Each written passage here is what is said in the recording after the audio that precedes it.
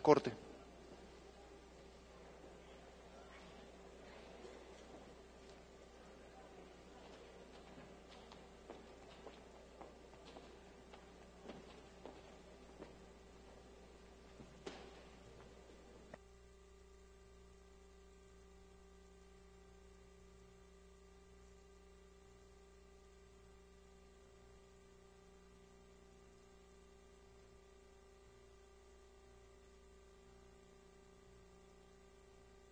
Tomen asiento, por favor.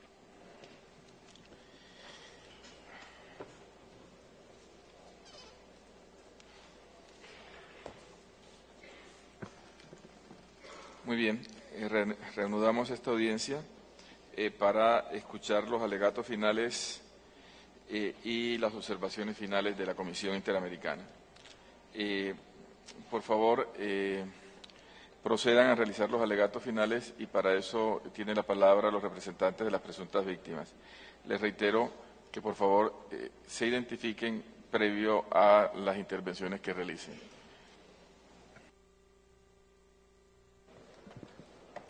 Buenos días, mi nombre es Ciro Colombara y realizo esta alegación como representante de las víctimas junto a los abogados que me acompañan, sosteniendo en primer lugar, y me voy a tomar la libertad de mencionar los nombres de las víctimas y de hacerle presente a la Corte que estas víctimas, producto de los hechos que hemos conocido, están diseminadas a lo largo del mundo.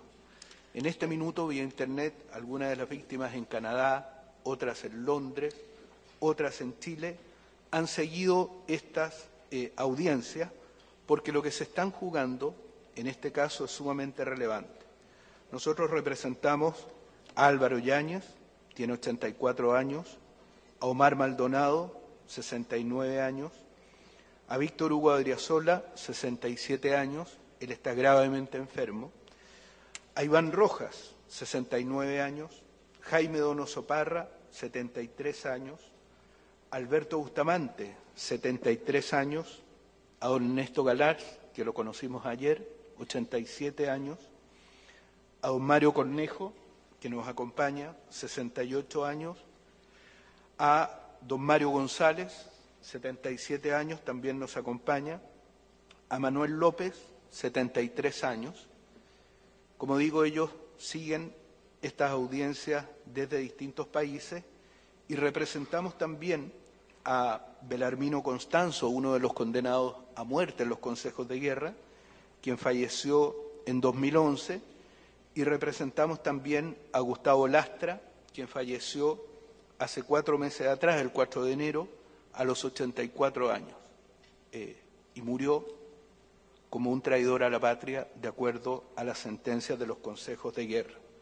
Representamos también a las familias de estas 12 personas, porque los efectos perniciosos y violatorios les llegaron no solo a las víctimas directas, sino también a sus familiares. Sobre eso vamos a profundizar, lo hicimos en el ESAP y también en nuestro escrito que vamos a presentar antes del 25 de mayo. Nos parecía relevante, señores jueces, identificar a las personas porque este caso, entendemos que hay cuestiones de orden público interamericano sumamente relevantes. Entendemos también que este caso probablemente, y así lo esperamos, signifique a través de una sentencia un avance relevante para Chile en materia de derechos humanos. Pero este caso se refiere a historia de personas concretas. Estas personas, 10 de ellas vivas, 2 han fallecido y su familia, llevan, señores jueces, 42 años esperando justicia. El juez García Sayán hacía referencia muy claramente al tiempo transcurrido y también decíamos, lo decía ayer el perito del Estado, que la justicia retrasada es justicia denegada. 42 años desde que ocurrieron los hechos, desde que fueron torturados, desde que se dictaron estas sentencias por los consejos de guerra espurios. Nadie discute hoy día que esas sentencias se basaron única y exclusivamente en confesiones obtenidas bajo tortura y todos, el Estado también, estamos de acuerdo en que esas sentencias no se pueden mantener. Estos 42 años, señores jueces, para las personas que representamos, han significado un camino de torturas, de injusticia, de exilio. Todos, prácticamente todos, salieron fuera de Chile durante gran parte de su vida, producto de esto, de desarraigo, vivir en otros lugares, Inglaterra, Bélgica, Estados Unidos, quiebres familiares. Los dramas que hay detrás de este caso son increíbles. Y los que han llegado hasta hoy día son sobrevivientes, a los cuales nosotros, como abogados, nos enorgullecemos de representar porque creemos que de alguna manera representan el heroísmo de las víctimas de las violaciones de derechos humanos. Por esa razón, por la relevancia del caso, por las cuestiones de orden público interamericano y por la valentía de las víctimas, es que los abogados que representamos a estas víctimas lo hacemos pro bono, es decir, gratuitamente, porque entendemos que este caso tiene una relevancia fundamental. Y si vamos a las sentencias de los consejos de guerra que están en el expediente, vamos a ver algo que es bastante absurdo, pero que es indicativo de qué es lo que aquí ha ocurrido. Fíjense, señores jueces, que la sentencia de los consejos de guerra, la primera en la página 77, se funda, además de las confesiones obtenidas bajo tortura, en un razonamiento y en la cita de un caso que todos nosotros conocemos. ¿Puedo leer, señor presidente, 5 líneas? ¿Qué dice la sentencia de los consejos de guerra? La historia nos enseña innumerables casos de traición a la patria en que se acusó a individuos, en circunstancias que los estados interesados se encontraban en situación de paz. Recuérdese, dice la sentencia del Consejo de Guerra, el caso del capitán del ejército francés Aldrich Dreyfus, quien en 1894 fue acusado por entregar antecedentes militares al agregado militar alemán en París y condenado como autor de traición. Alemania y Francia se encontraban en paz. Evidentemente, los redactores de esta sentencia, que no eran abogados, no conocían, aparentemente, la segunda parte del caso Dreyfus, que era que precisamente esa sentencia era una sentencia espuria, injusta, hemos hablado de cosa juzgada fraudulenta, homologable exactamente, pero exactamente al caso que nos ocupa. Y tan claro es esto que ni siquiera el Estado de Chile pide que se rechace este caso. Ellos piden que se reconozcan los avances de Chile en materia de derechos humanos, reconociendo que son insuficientes. Y qué duda cabe, señores jueces, que esos avances son absolutamente insuficientes porque estas víctimas y sus familias y todos los condenados en los consejos de guerra, más de 80 personas, varios de ellos han muerto, no han sido reparadas.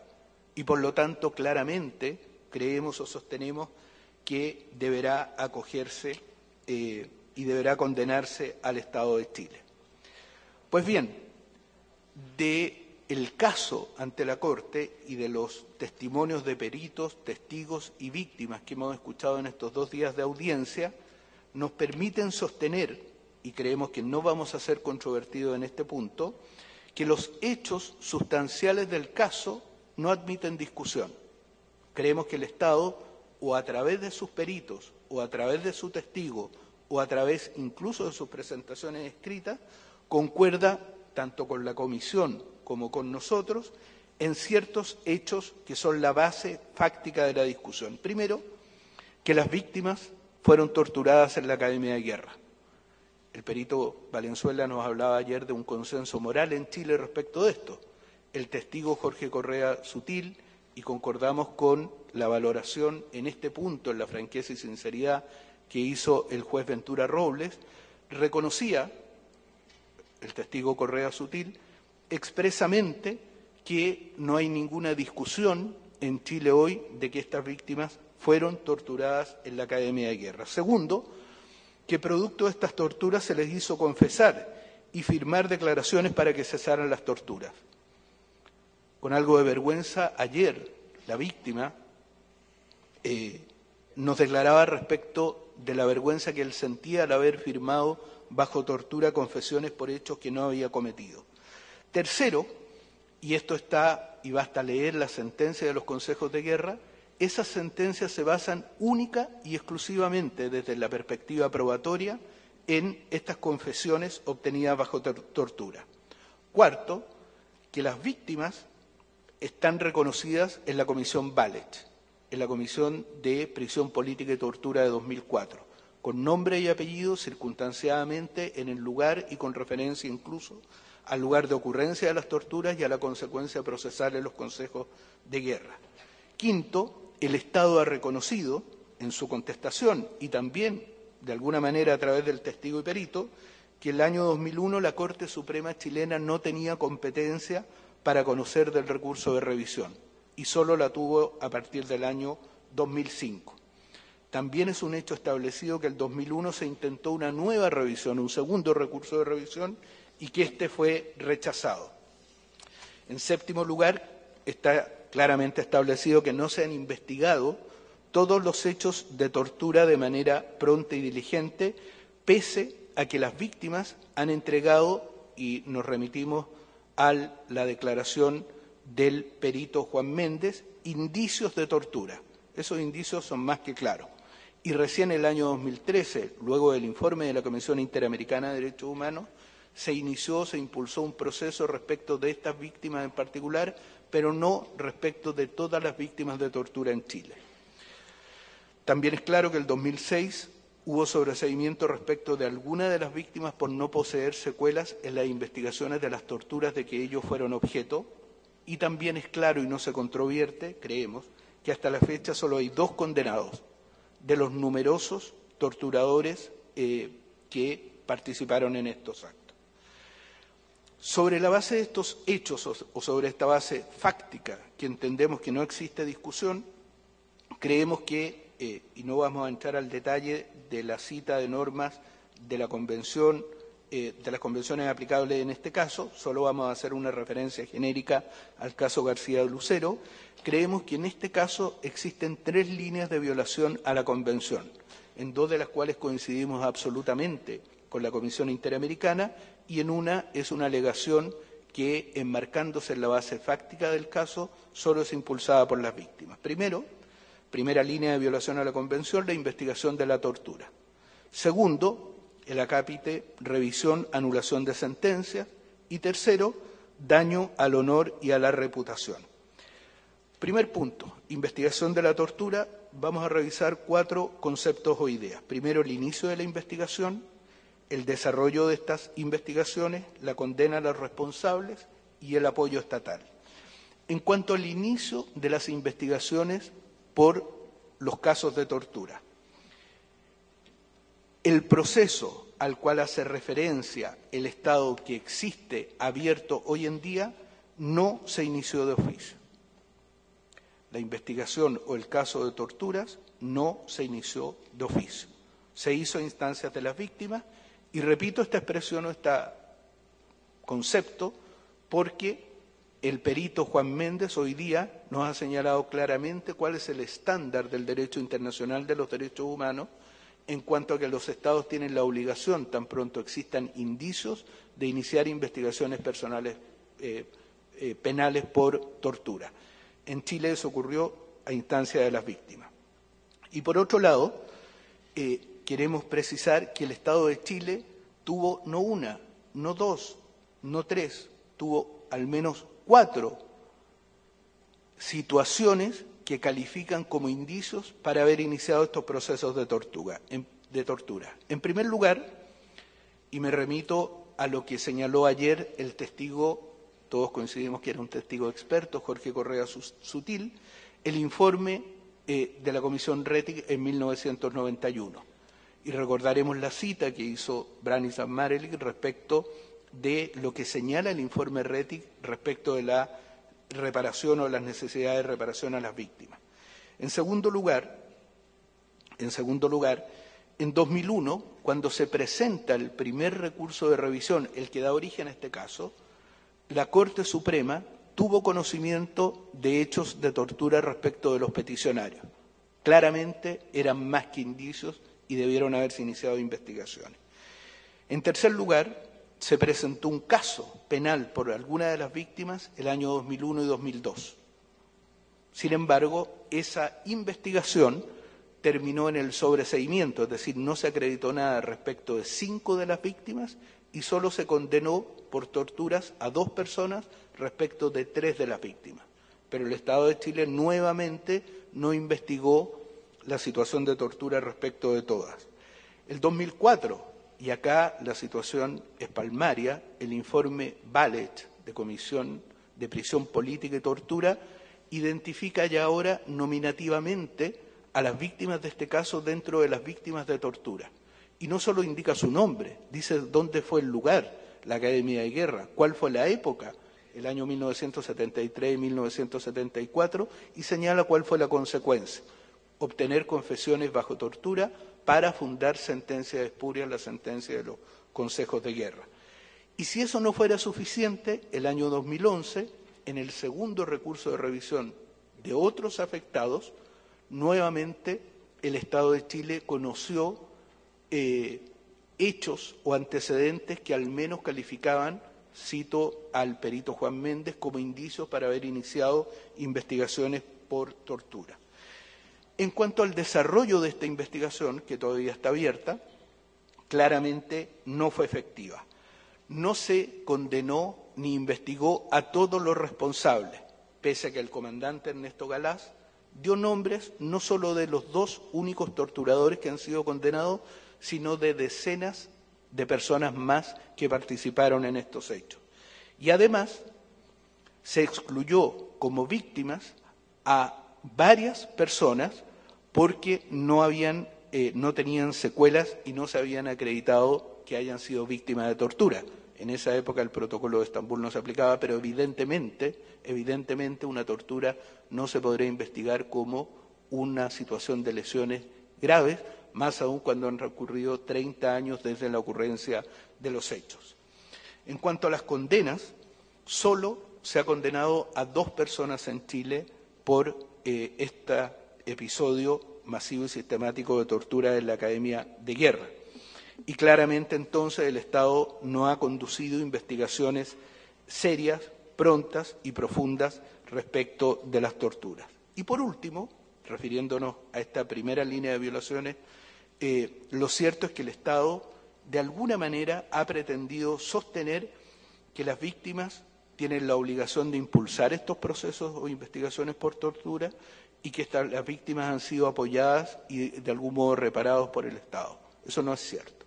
La obligación es del Estado, no de las víctimas. Y en segundo lugar, no ha habido reparación, o al menos no ha habido reparación suficiente. Baste señalar simplemente, porque fue preguntado el testigo experto Jorge Correa Sutil, respecto de la existencia de programas del Estado para perseguir delitos de tortura y apoyar a víctimas de tortura. E hidalgamente reconoció que eso, al margen de que no recordaba el detalle de la norma, estas situaciones no eran abarcados por los programas de derechos humanos que tenía o que tiene el Estado de Chile.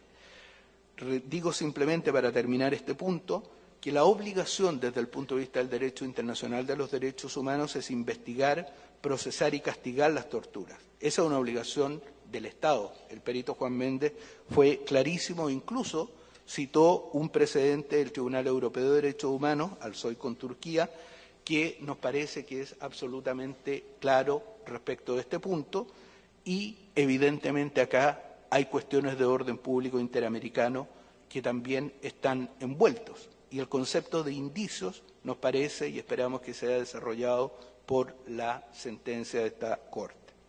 Segundo, sobre la revisión o anulación de las sentencias espurias de los consejos de guerra hay que distinguir 2 situaciones. Primero, cuando se presentó el año 2001. En términos muy simples, el Estado de Chile sostiene que el recurso de revisión es el recurso idóneo, pero dice que el 2001, por la norma constitucional, la Corte Suprema no podía conocer o fallar ese recurso de revisión. No dice nada respecto del control de convencionalidad que debe haber habido respecto de ese punto, pero nos parece que ese razonamiento del Estado, y esa es la base fáctica de la discusión de este proceso, es que el Estado, al reconocer que la Corte Suprema no tenía competencia, Nos parece que se trata de una confesión de violación del artículo 25 de la Convención de manera expresa. Porque respecto del segundo etapa, dice, después de 2005 la Corte Suprema, por una modificación a la Constitución, sí podía conocer del recurso de revisión.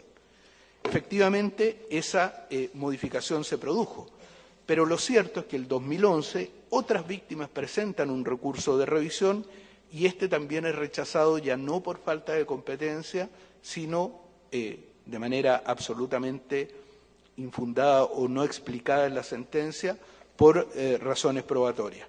Y también se ha querido señalar que habría habido un error de parte de los abogados de la época y eso lo controvertimos claramente. Eso no lo dice la sentencia de la Corte Suprema, bajo ningún respecto, e incluso el Estado en su escrito respectivo reconoce que los antecedentes de tortura en uno de los casos, que claramente son indicios, fueron conocidos por la Corte Suprema. Y el reproche que hacen es que los abogados de la época no lo habrían señalado de manera expresa. Por favor, claramente esos antecedentes llegaron a conocimiento de la Corte Suprema. Sobre el último punto, daño al honor y a la reputación, no creemos que exista duda hoy día de la relevancia de este punto. Mientras no haya una declaración de la Corte Suprema que anule el error, la cosa jugada fraudulenta, un concepto que refleja muy claramente de lo que estamos hablando, no va a haber reparación al daño, al honor y a la reputación de las víctimas. Y queremos precisar, a propósito de alegaciones de temporalidad que fueron hechas en un primer momento, pero ya no ante esta Corte, pero nos queremos hacer cargo de ese punto, que la violación al honor y a la reputación de las víctimas se produce no solo antes de 1990 con los consejos de guerra, que está claramente fuera de la competencia de la Corte, sino el año 2001 al confirmarse o al rechazarse el recurso de revisión, y lo dice muy claramente, lo dijo ayer el testigo, el comandante Galás, cuando refiere qué les ocurre a él y al resto de las víctimas cuando se rechazan estos recursos de revisión. Desde esta perspectiva, entonces, nos parece que, estando claros los hechos, ambos, todos los intervinientes estamos de acuerdo en esos hechos, queremos hacer una muy breve referencia, que vamos a completar después por escrito, a las tres líneas argumentativas de la defensa del Estado. Primero, que el Estado de Chile ha hecho lo que el proceso de transición le ha permitido. El testigo experto Correa Sutil incluso refiere una frase, la justicia en la medida de lo posible. Segundo, que las víctimas están suficientemente reparadas. Y tercero, que hoy, al 2015, la controversia ha cesado, ya que existe un recurso para anular esa sentencia, el recurso de revisión con la modificación constitucional, y la investigación ha sido iniciada. Eso no es así. Ninguno de estos tres argumentos del Estado de Chile son correctos. Primero, respecto de que se ha avanzado en el proceso de transición en la medida en que el clima político, la opinión pública o el ambiente en Chile lo ha permitido. La verdad es que el derecho internacional de los derechos humanos en este punto, señores jueces, es extremadamente claro. Las obligaciones internacionales, y en especial el artículo 1.1 y 2 de la Convención, hacen exigible al Estado medidas inmediatas que no están sujetas a la conveniencia política y, en todo caso, convengamos que al año 2001, cuando se rechaza el recurso de revisión, ya habían transcurrido 11 años desde la restitución o recuperación de la democracia. Este argumento del Estado de Chile es absolutamente inaceptable porque la obligación es inmediata e incluso en su línea argumentativa, si la aceptáramos, que no la aceptamos, el Estado de Chile tuvo tiempo suficiente en estos 11 años para solucionar los problemas o los obstáculos internos que le impedían cumplir con sus obligaciones internacionales. En segundo lugar, respecto de que las víctimas habrían sido suficientemente reparadas, no es cierto.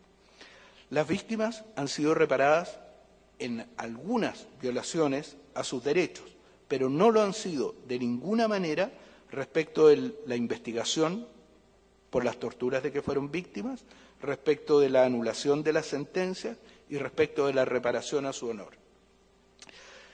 Algunos, y voy a hacer una referencia muy breve a algunos puntos locales, pero que nos permiten contextualizar por qué no ha habido reparación, algunos de las víctimas reciben pensión, los que tenían más de 20 años de servicio del 73, como el comandante Galás. Otros la empezaron a recibir después.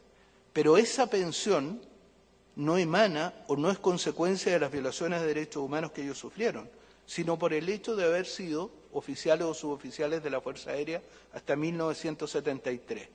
Pero lo que es más grave, señores jueces, los torturadores también reciben pensión a aquellos que están en retiro. Absurdo. Todos las víctimas forman parte de la CAPREDENA, Caja de Previsión de la Defensa Nacional, que paga las pensiones, pero no por una reparación del Estado a lo que ellos sufrieron, sino por derecho propio, porque durante su época de trabajo en la Fuerza Aérea cotizaron o pagaron o hicieron aporte. Y se da el absurdo que los torturadores en retiro también pertenecen a CAPREDENA.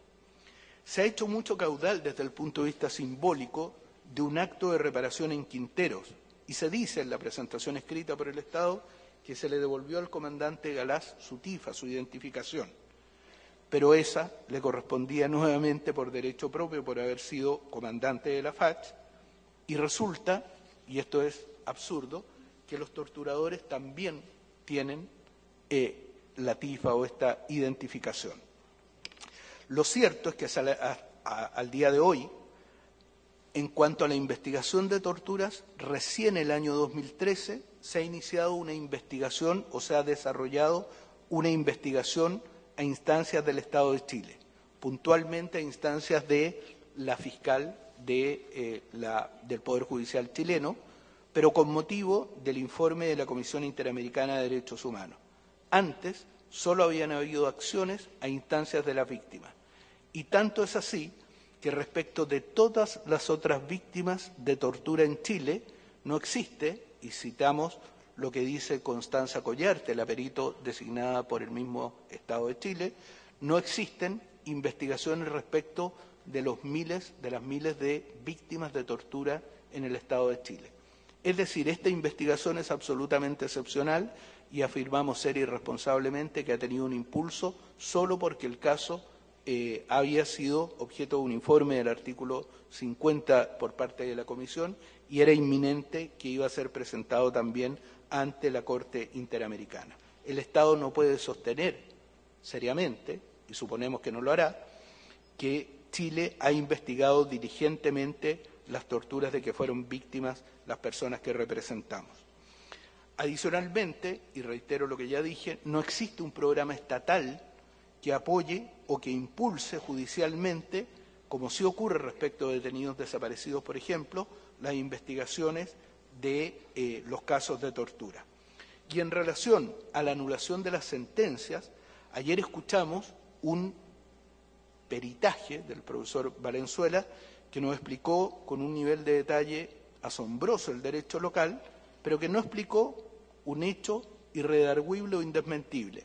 Al día de hoy, 42 años después de estas sentencias, que nadie, ni siquiera ese perito discute que son espurias, esas sentencias siguen vigentes. Y no solo siguen vigentes, estas condenas obtenidas por traición a la patria con confesiones obtenidas bajo tortura, sino que les siguen provocando un daño a las víctimas y a sus familias, como lo dejó muy claro el día de ayer la víctima, el comandante Ernesto Galás. Y por lo tanto también afirmamos que no han existido actos de reparación para el honor y para la reputación que fueron condenados, porque tanto para el mundo civil como especialmente, y así lo explicó el comandante Galás, para el mundo militar, las víctimas y todos los condenados son traidores. Fueron condenados por traición a la patria y por lo tanto son tratados como tales. Estas violaciones, las que se discuten, se enmarcan entre el 2001 y el 2003. Buena parte de las argumentaciones del Estado de Chile, que son erróneas, sostienen que al día de hoy esto ha sido resuelto. Ya hemos señalado que eso no es verdad. Y en todo caso, si así fuera, sería irrelevante, porque lo que deberá resolverse o fallarse es respecto de lo que ocurrió entre 2001 y 2003. Finalmente,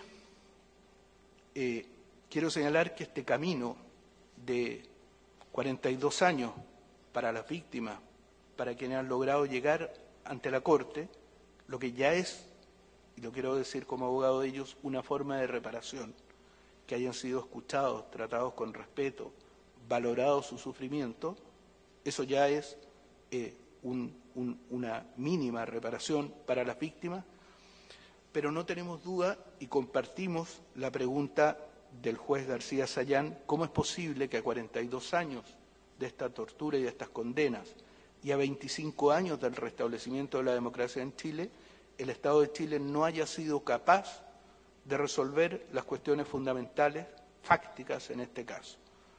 No ha existido una investigación y sanción a los torturadores de los consejos de guerra y al resto de los torturadores, y estas sentencias espurias siguen vigentes hasta el día de hoy.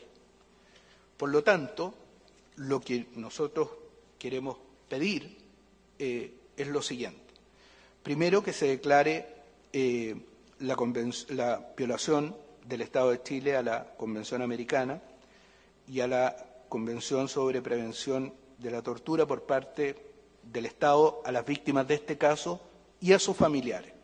Expresamente pedimos este punto porque las familias sufrieron junto con las víctimas directas. Segundo, que se ordene al Estado de Chile iniciar revisiones de oficio a la sentencia de los consejos de guerra inmediatamente, en un plazo no mayor a 3 meses, luego de notificada la sentencia de la Corte. Tercero, que se ordene al Estado de Chile conducir investigaciones efectivas, porque ya se han iniciado, y en un tiempo razonable por los hechos de tortura que padecieron estas víctimas y el resto de las víctimas de tortura que aparecen en el informe RETIC, cerca de 30.000. Que se publique la sentencia, que se realice un acto público de reconocimiento de responsabilidad una vez que las sentencias sean anuladas, una obligación de resultado. Las modalidades de este acto nosotros las propondremos en nuestro escrito de observaciones finales, y otras reparaciones procedentes que han sido solicitadas en nuestro ESAP las profundizaremos en el escrito de observaciones finales, así como las medidas de no repetición en favor de las decenas de víctimas condenadas injustamente por los consejos de guerra mediante torturas, mediante confesiones obtenidas bajo tortura. Pero además de estas peticiones técnicas, lo que pedimos es muy simple, señores jueces. Y usted, presidente, se lo preguntó ayer a la víctima. Y en representación de las víctimas pedimos algo muy simple. Pedimos justicia. Y tenemos la certeza y la confianza que esta Corte va a resolver de manera adecuada, aun cuando hayan transcurrido 42 años desde que ocurrieron estos hechos. Muchas gracias. Muchas gracias, señores representantes de las presuntas víctimas. Le corresponde el uso de la palabra a los señores agentes del Estado chileno. Muchas gracias, señor presidente. Mi nombre es Claudio Troncoso, soy coagente del Estado chileno en esta causa. Honorable Corte, nadie puede dejar de conmoverse luego de escuchar los estremecedores relatos de las torturas sufridas por los peticionarios a manos de agentes del Estado durante la dictadura. El Estado de Chile ha reconocido que los peticionarios en esta causa son víctimas de graves violaciones a los derechos humanos cometidas en dictadura. Ellos fueron sometidos a consejos de guerra por su defensa de la Constitución y de la ley, siendo leales al sistema democrático, y por ello fueron torturados y condenados por traición a la patria. Esto es algo no discutido en esta causa. Vaya entonces para los peticionarios, por parte del Estado de Chile, todo nuestro respeto, reconocimiento por su noble lucha en defensa de la verdad, la justicia y la dignidad. El Estado de Chile ha condenado y reitera esa condena en esta oportunidad a los consejos de guerra, en los que fueron sentenciados los peticionarios, los que constituyeron un paradigma de las violaciones al debido proceso y a las garantías fundamentales. Estas violaciones a los derechos humanos, de las que fueron víctimas los peticionarios, se cometieron por parte de agentes del Estado, en el marco de graves, masivas y sistemáticas violaciones a dichos derechos fundamentales durante la dictadura que imperó en Chile entre el 11 de septiembre de 1973, hace 41 años y medio atrás, y el 10 de marzo de 1990. Es por ello que nuestro país, desde que recuperó su democracia en 1990, hace ya 25 años, viene realizando progresivos avances para conocer la verdad sobre las violaciones a los derechos humanos cometidas durante la dictadura y para avanzar en pos de la justicia, la reparación de las víctimas y la unidad del país. Honorable Corte, como ocurre en los contextos de justicia transicional, los avances en verdad, justicia y reparación han tenido un desarrollo progresivo.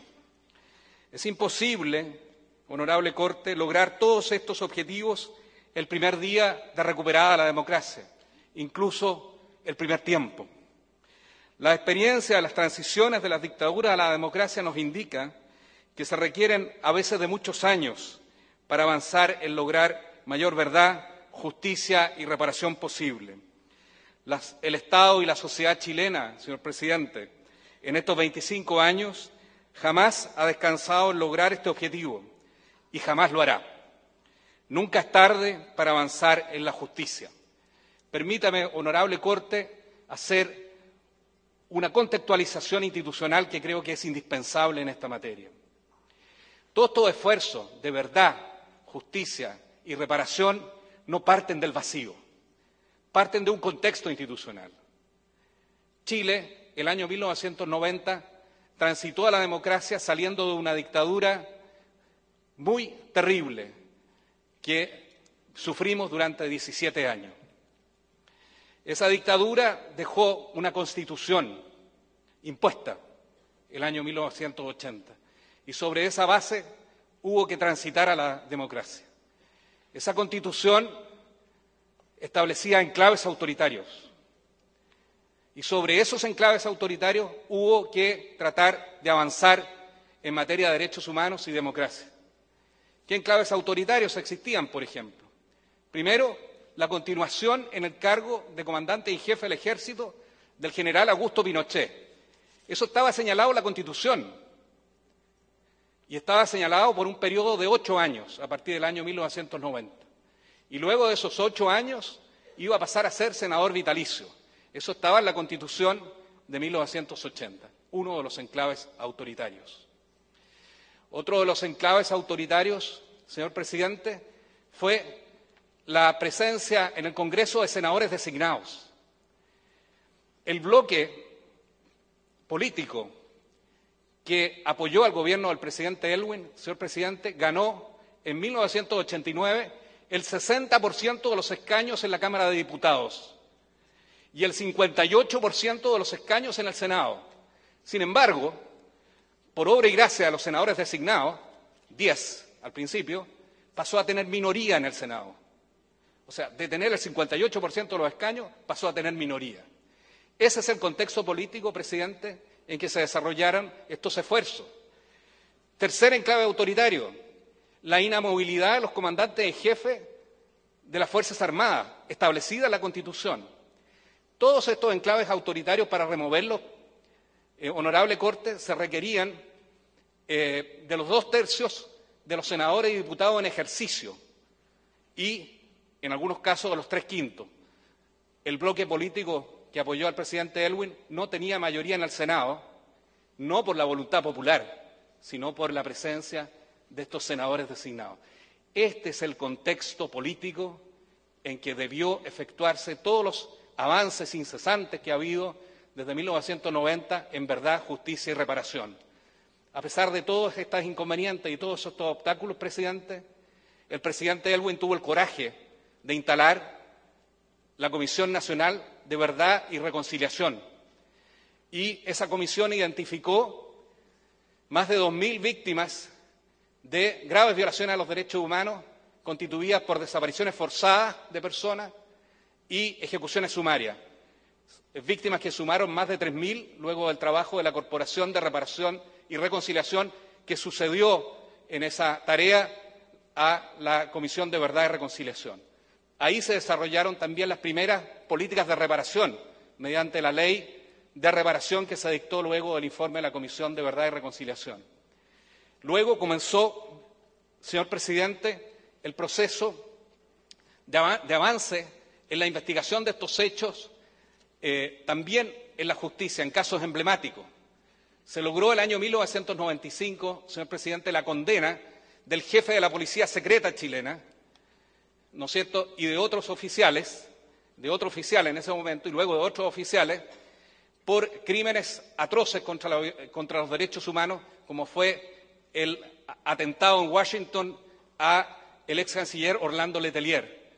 Y ese jefe de la Policía Secreta pasó a cumplir prisión en la cárcel. Y empezó entonces un proceso progresivo en esta materia de avance en la justicia también y de aplicación de sanciones penales. Esto también experimenta un nuevo progreso luego del año 98. ¿Qué pasa ahí?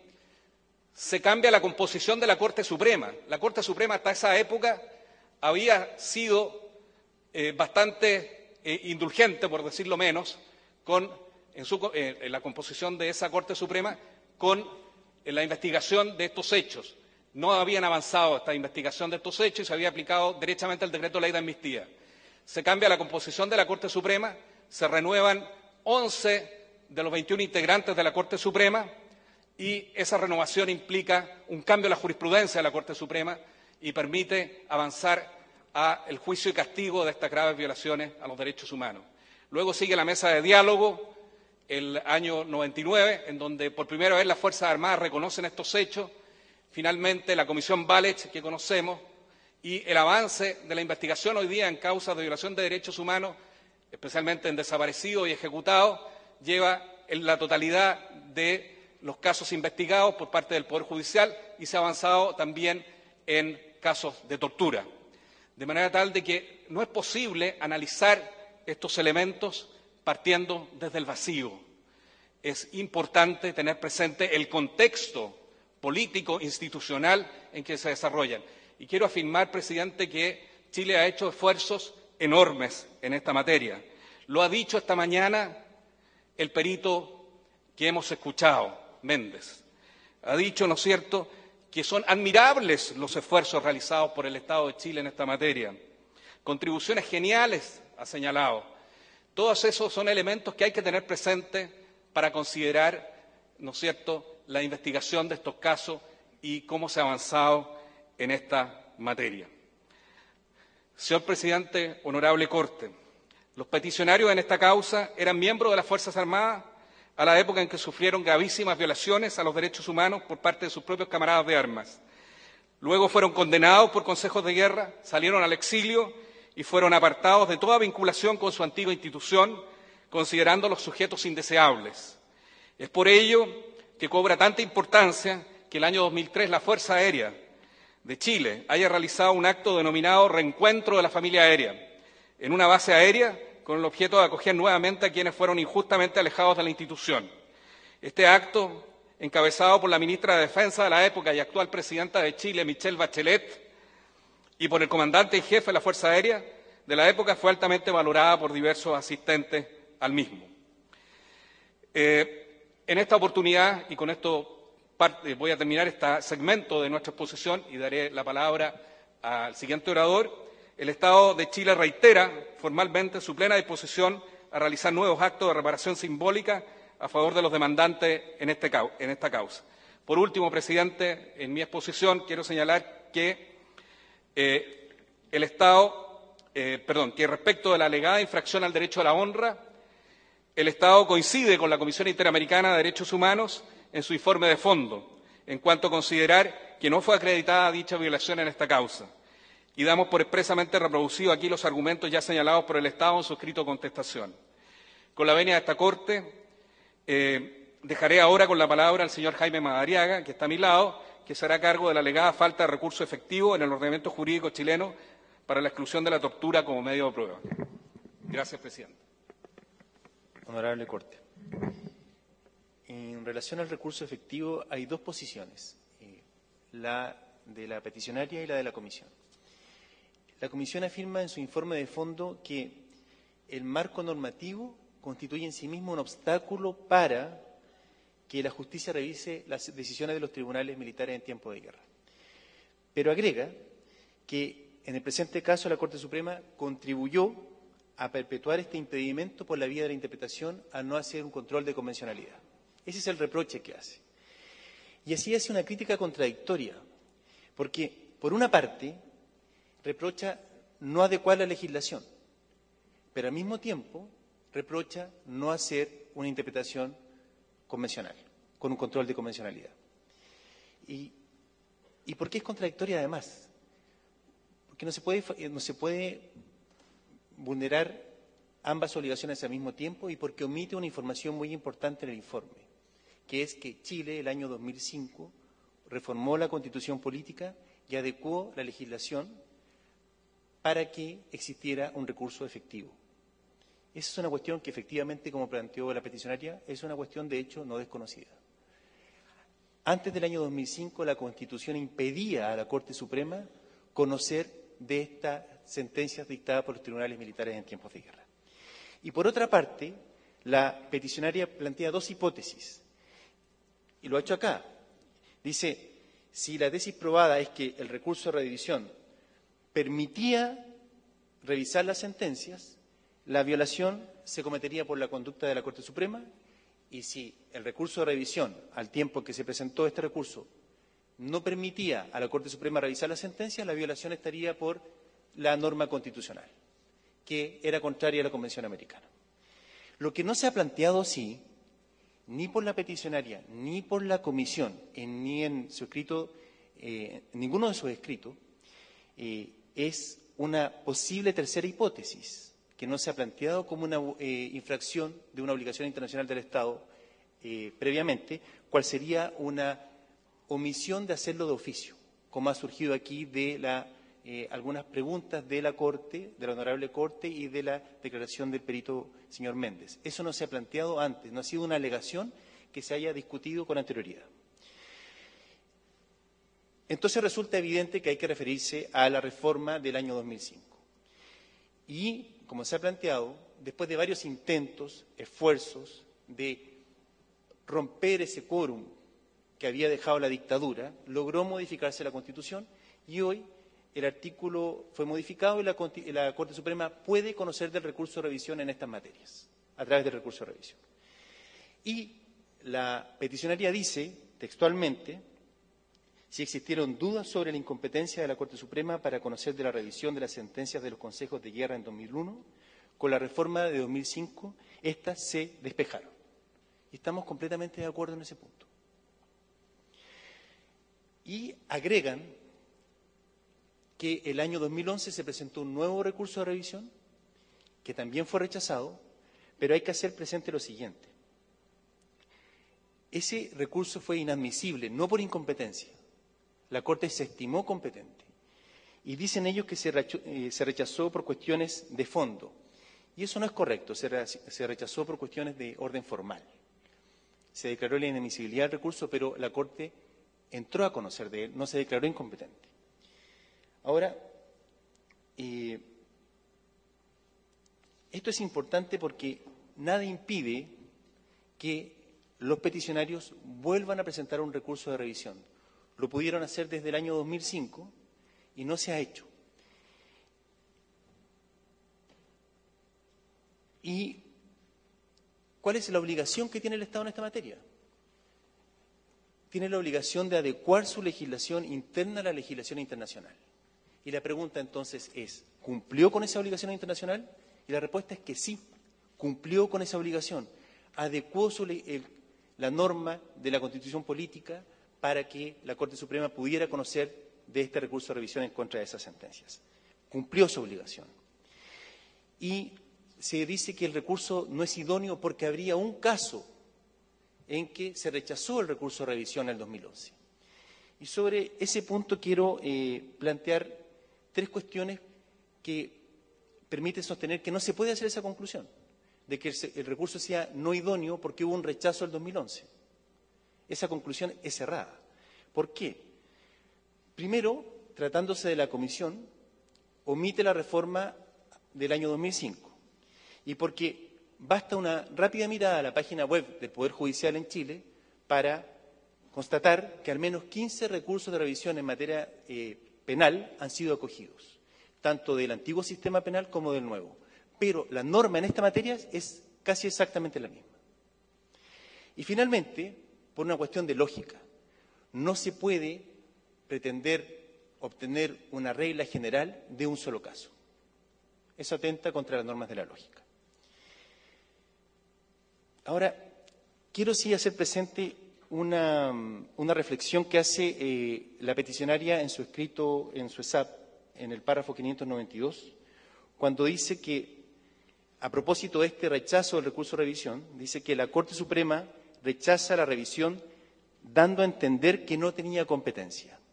Ahí hay una contradicción en sus argumentaciones, porque en una parte nos dice que se despeja cualquier duda de incompetencia y después, en el párrafo 592, nos dice que se da a entender por la Corte Suprema que no tenía competencia.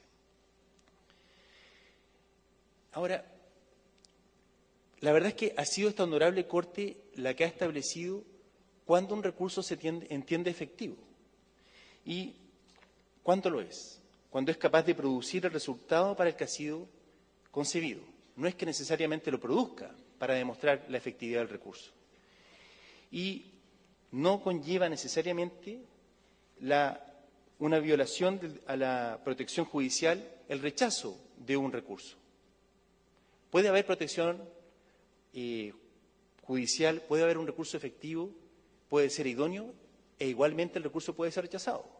No se puede exigir que todos los recursos sean aceptados. Así lo ha dicho esta honorable Corte. Y además agrega, a propósito de una de las preguntas que se hizo en la mañana al perito señor Méndez, no cabría considerar que siempre y en cualquier caso los tribunales internos deban resolver el fondo del asunto, sin que importe la verificación de los presupuestos formales de admisibilidad y procedencia del particular recurso intentado. Yo soy consciente de que el perito señor Méndez dijo otra cosa, pero en los tribunales de derecho muchas veces se exigen formalidades, requisitos de admisibilidad que deben ser cumplidos. Y si no se cumplen, los magistrados y los abogados conocen los efectos. Pero volvamos a las alternativas que se nos plantean.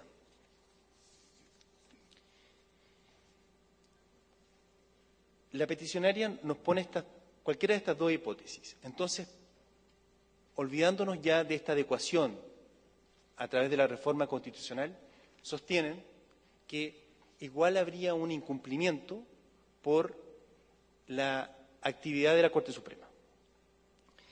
Y la Comisión, coincidentemente en este punto, plantea que la Corte Suprema debió ejercer un control de convencionalidad. Y solo vamos a decir al respecto que Chile es un Estado democrático de derecho. Y en un Estado democrático de derecho no se le puede pedir al máximo tribunal del país que falle contra el texto expreso de la Constitución. Ahora, lo que sí se le puede pedir es que adecúe su legislación interna al derecho internacional. Eso es lo que hizo el año 2005.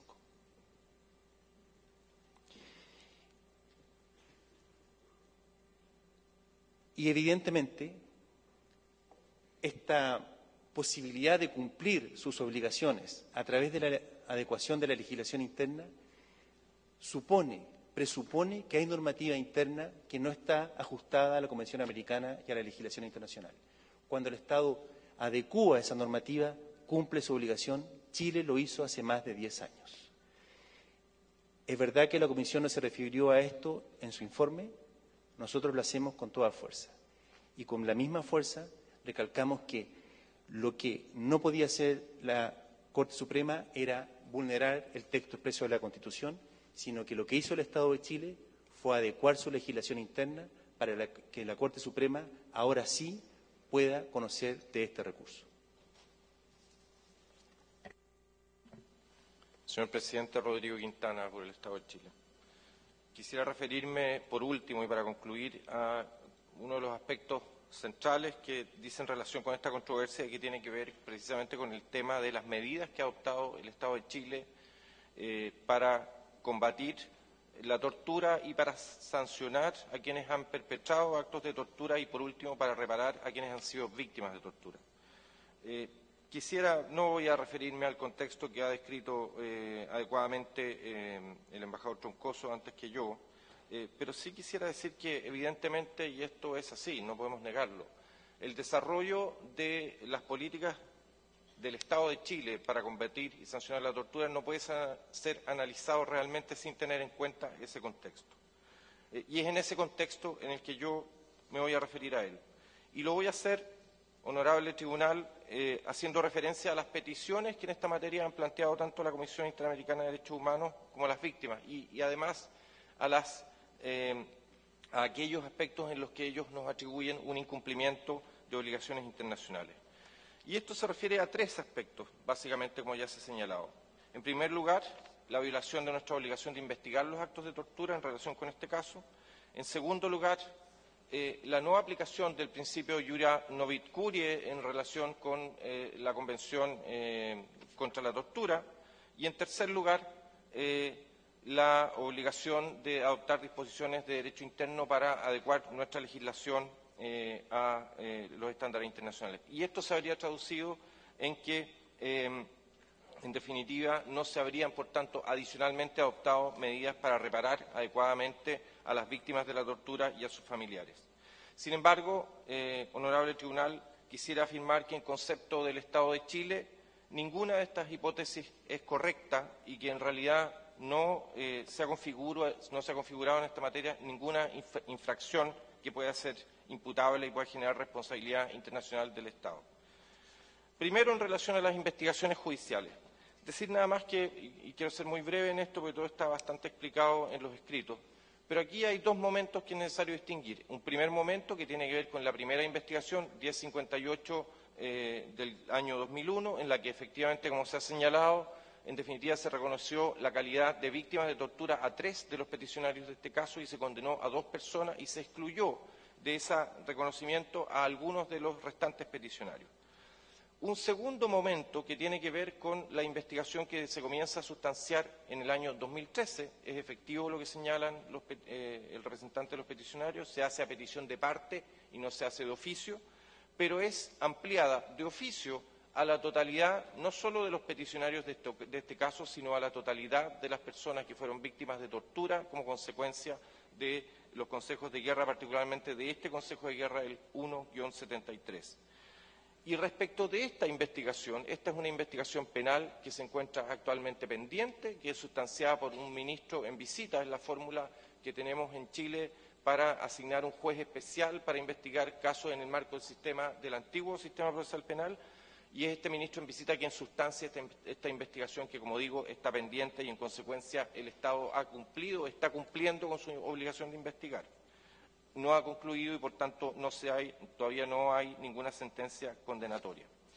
Pero es importante señalar, honorable tribunal, que es necesario comprender, y en esto también, desgraciadamente, no puedo evitar referirme al contexto, pero yo quisiera decir que, a pesar de que pueda llamar la atención, sorprender el tiempo transcurrido, la verdad es que todavía estamos investigando lo ocurrido con más de 1000 personas que fueron ejecutadas o desaparecidas en Chile, y esto ha sido a instancias del propio Poder Judicial hace apenas un puñado de años.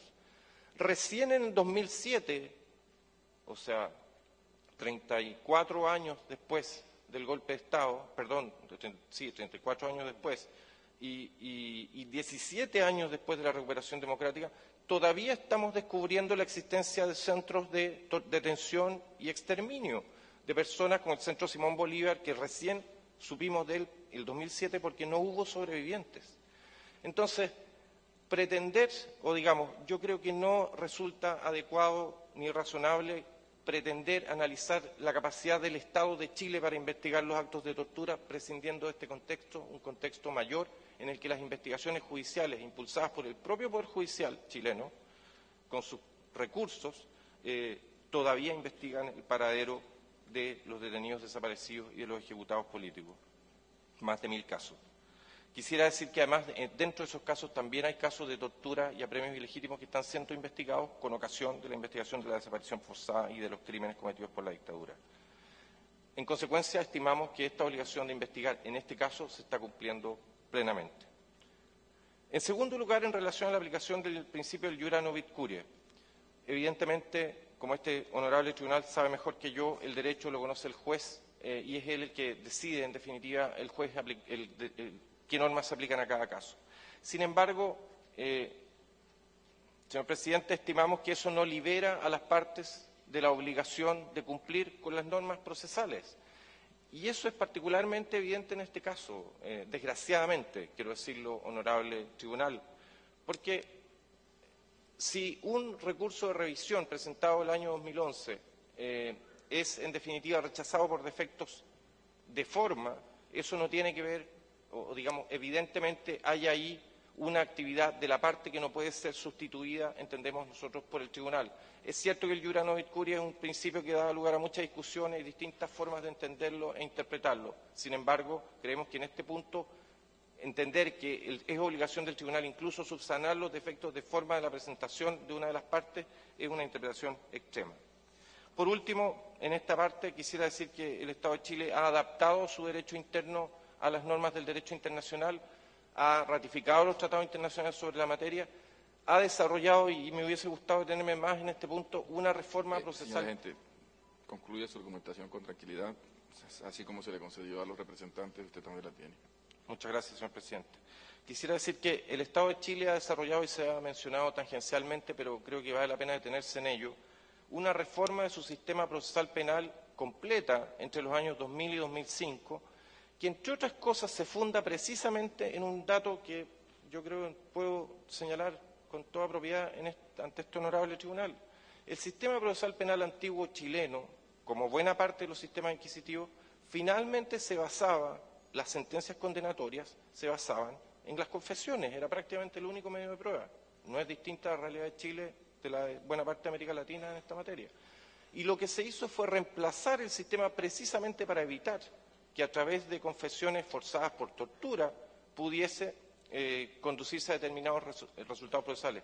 Tenemos hoy un sistema acusatorio en el que se ha reducido y prácticamente eliminado el valor de la confesión como medio de prueba, donde se ha consagrado plenamente el derecho a guardar silencio, y lo hemos hecho, honorable Corte, no solo modificando la ley, hemos además implementado esta reforma en todo el país con una inmensa inversión de recursos, y lo hemos hecho, me atrevería a decir, a 5 años de su vigencia en todo Chile, a 10 años de su vigencia en todo Chile, con razonable éxito.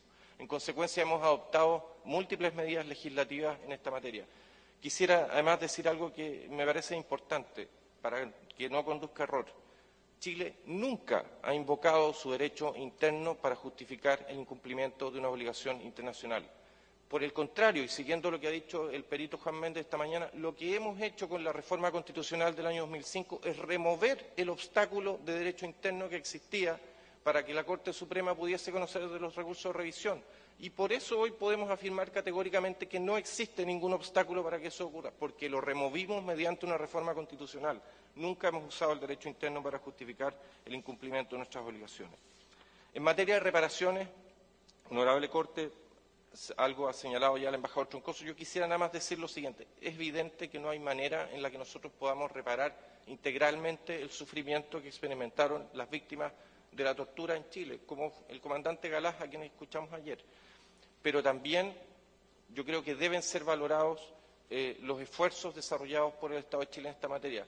La Comisión Walech, ya hemos hablado suficientemente de ella, pero yo quisiera decir nada más que ha venido acompañada de un conjunto de beneficios, pensiones, que han tenido un enorme costo y van a seguir teniendo hay una enorme inversión de recursos públicos en esta materia superior a la fecha, en 10 años de vigencia, a los $1.000 millones y que va a seguir manteniéndose en el tiempo. Ese es un esfuerzo serio de reparación que ha hecho el Estado de Chile para todas las víctimas de la tortura. ¿Resuelve todos los problemas? Evidentemente no, pero sí es un esfuerzo que creemos debe ser valorado. Y para concluir, señor presidente, honorable Corte, quisiera referirme particularmente al tema del Poder Judicial y su rol en todo este proceso. Ha habido un desarrollo, y nos hemos referido largamente a eso, y que tiene que ver con la evolución, la propia evolución política de Chile durante los últimos 25 años. Sin embargo, vale la pena señalar que ha sido la propia Corte Suprema de Chile hace, si yo no me equivoco, 2 años, la que ha reconocido por primera vez las deficiencias de su rol o del rol que desempeñó durante la dictadura. Y ha sido la propia Corte Suprema la que en una declaración, ha señalado que no ejerció ningún liderazgo en la cautela de los derechos de las personas. Ese reconocimiento de nuestro máximo tribunal, un órgano estatal sin duda relevante para estos efectos, ha venido acompañado de un impulso tremendo en la investigación y la sanción de todas las causas por violación a los derechos humanos. ¿Hemos investigado los 38.000 casos de tortura que se dan cuenta en el informe Walech? No, no lo hemos hecho. Estamos investigando todos los casos de desaparecidos y de ejecutados y estamos investigando algunos de los casos de tortura, no los 38.000. Creo que en esto, me permito decir esto, señor presidente, honorable Corte, no somos ni mejores ni peores que el resto de América Latina. Yo no conozco ejemplos de países que hayan investigado la totalidad de esos casos.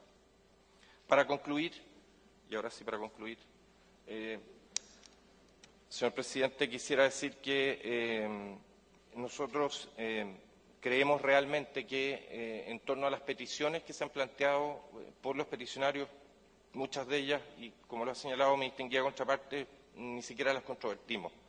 Pero sí creemos que es necesario tener en cuenta la realidad política, jurídica de un país como Chile y los esfuerzos que ha desarrollado, y creemos que en el contexto de esa realidad no existen, en realidad en este caso, hechos que justifiquen que se haga efectiva una responsabilidad internacional del Estado. Gracias. Gracias, señores agentes del Estado chileno. Para efectos del ejercicio del derecho de réplica y dúplica, tienen la palabra los señores representantes de las presuntas víctimas. Señor presidente, ¿nos puede dar un minuto para discutir? Muchas gracias.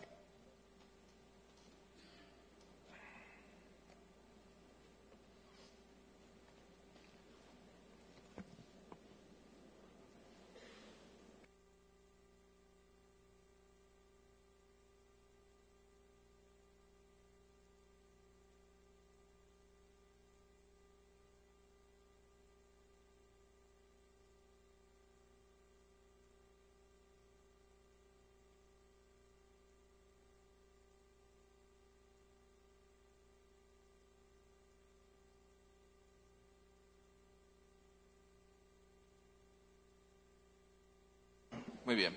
Adelante, señores. Muchas gracias, señor presidente.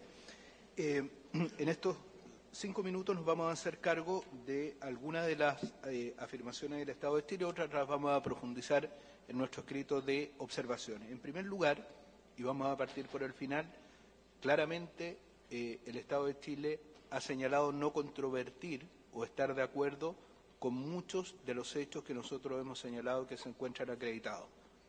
Cabe entonces la pregunta, frente a este reconocimiento del Estado de Chile, ¿por qué no se llegó a una solución amistosa en este caso? Claramente, y esto consta en la tramitación del caso ante la Comisión, las víctimas estuvieron disponibles, absolutamente disponibles, proponiendo incluso bases de solución amistosa para haber llegado a un procedimiento de solución amistosa. Y en segundo lugar, y me repito al artículo 62 del reglamento de la Corte, nos parece que al menos parcialmente se da la hipótesis del reconocimiento. Es decir, ha habido aceptación de los hechos o un allanamiento total o parcial a alguna de las presentaciones que constan en el sometimiento del caso o en el escrito de las presuntas víctimas o sus representantes. Y entendemos, por lo tanto, y es lo que solicitamos, que expresamente la Corte se pronuncie respecto de las situaciones de reconocimiento del Estado respecto de nuestras pretensiones. Adicionalmente, y voy ahora a la primera parte de la argumentación del Estado, cuando plantean los problemas de la transición, que fueron muy bien reflejados por el testigo experto Jorge Correa Sutil, los entendemos, los conocemos, los vimos y los sufrimos, pero son absolutamente irrelevantes desde la perspectiva del cumplimiento de las obligaciones del Estado de Chile para el derecho internacional de los derechos humanos. Ya dijimos que la obligación de cumplimiento, de adecuación, en el artículo 1.1 y 2 de la Convención Americana es inmediata y, por lo tanto, no nos parece aceptable que a 25 años de la restitución de la democracia aún se pretenda sostener que estamos en un proceso, o el Estado de Chile se encuentra en un proceso de avance. No se dijo ninguna palabra de por qué el Gobierno no ha iniciado, o el Estado, una investigación para aplicar la regla de exclusión para anular la sentencia. En definitiva, el razonamiento que subyace a las palabras del Estado es culpar o poner en el territorio de la víctima la obligación, uno, de impulsar acciones para eliminar o anular esa sentencia, y claramente esa es una obligación del Estado de Chile, el perito Juan Méndez lo dijo muy claramente, y en segundo lugar, es poner como carga para la víctima iniciar las investigaciones por los casos de tortura de que ellos fueron víctimas.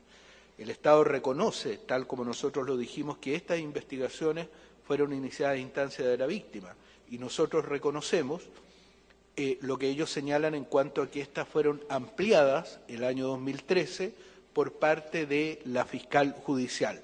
Sin embargo, esa misma afirmación que se plantea como un sustento de la posición del Estado de Chile nos lleva a la conclusión exactamente contraria. ¿Por qué? Ellos reconocen, el Estado de Chile reconoce expresamente que solo se han impulsado investigaciones por casos de tortura en lo que hemos denominado el episodio del Consejo de Guerra. ¿Y por qué lo ha hecho? Simplemente por la existencia de este caso ante el Sistema Interamericano de Derechos Humanos. Pero nuevamente el Estado ha reconocido implícitamente, o a contrario sensu, que respecto del resto de los casos de tortura, 28.000 y tantos que reconoce la Comisión Valech sobre prisión política y tortura, una de las comisiones de verdad que todos valoramos y reconocemos como indicios suficientes para iniciar procedimientos, respecto de esos casos del Estado de Chile, y me remito al testimonio escrito de la señora Constanza Collarte, el Estado de Chile no ha iniciado investigaciones. Nos parece que respecto de este punto también existe entonces un reconocimiento y un allanamiento a los planteamientos de esta parte. Por último, quiero señalar dos cosas. Uno, la pretensión de erradicar la responsabilidad de los hechos en el Poder Judicial nos parece absolutamente improcedente. ¿Por qué? Por dos razones. Uno, porque el Estado de Chile, me refiero incluso a los mismos programas a los cuales se ha hecho referencia del Ministerio de Interior u otros, tiene la obligación de cumplir con esta exigencia, y no lo ha hecho. Y por lo tanto, pretender erradicar el 100% de la responsabilidad en el Poder Judicial nos parece que no corresponde a la realidad de los hechos, y nos parece además que es un argumento insuficiente desde la perspectiva del derecho internacional de los derechos humanos. Y por último, en cuanto a las reparaciones, la referencia al acto de Quintero es errónea, y las declaraciones o los testimonios escritos de las víctimas, que tenemos la certeza que esta Corte va a revisar con absoluto detalle, dan cuenta que fue un acto menor, no relevante, sin mayor difusión, y que claramente fue insatisfactorio para las víctimas como un acto verdadero, real, serio y relevante de reparación. Muchas gracias. Muchas gracias. Le corresponde el uso de la palabra al Estado de Chile para el ejercicio de su derecho de dúplica. Gracias, señor presidente. Muy brevemente, yo solamente voy a decir que nosotros, el Estado de Chile, nunca ha pretendido radicar la responsabilidad o liberarse de responsabilidad atribuyendo la responsabilidad por la falta de investigación en el Poder Judicial. Por el contrario, lo que hemos hecho es reivindicar el rol activo del Poder Judicial, particularmente en los últimos años, que ha sido quien ha impulsado fundamentalmente las investigaciones. Y no solo eso, y algo que yo omití decir, que no solo lo ha impulsado, sino que va a seguir impulsando y tiene toda la voluntad de seguir avanzando en estas investigaciones en el futuro. Muy breve, señor presidente, específicamente en relación al acto en Quintero. Ese acto fue presidido por la ministra de Defensa de la época, que actualmente es la presidenta de la República de Chile, Michelle Bachelet, y el comandante en jefe de la Fuerza Aérea. Y fue un acto que se conoció en esa época, se les dio difusión, no puede ser, por lo tanto, considerado como un acto menor. Es un acto simbólico, muy importante, de reencuentro entre camaradas de armas, precisamente respecto de la situación de los peticionarios que habían sido objeto de estos consejos de guerra y habían sido torturados, como ya lo hemos dicho, y este es un acto simbólico que se hizo, que fue muy valioso, y el Estado de Chile está dispuesto a tomar otros actos, la iniciativa para llevar otros actos simbólicos, llevar adelante otros actos simbólicos de esa magnitud hacia adelante en esta materia. Honorable Corte,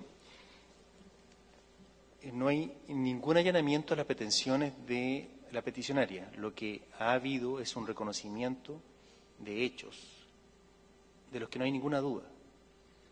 Ellos fueron víctimas de crímenes atroces, de tortura, el año 73, también el 74.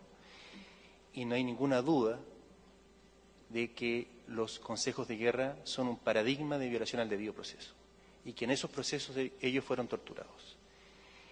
Y se ha dicho que no son los hechos que se someten a la decisión de esta honorable Corte, pero sin duda ese contexto ha sido puesto de relieve por todas las partes. Y hemos escuchado el testimonio de la víctima, de una de las víctimas, de esos hechos de tortura, y a eso se refiere el reconocimiento que hace el Estado.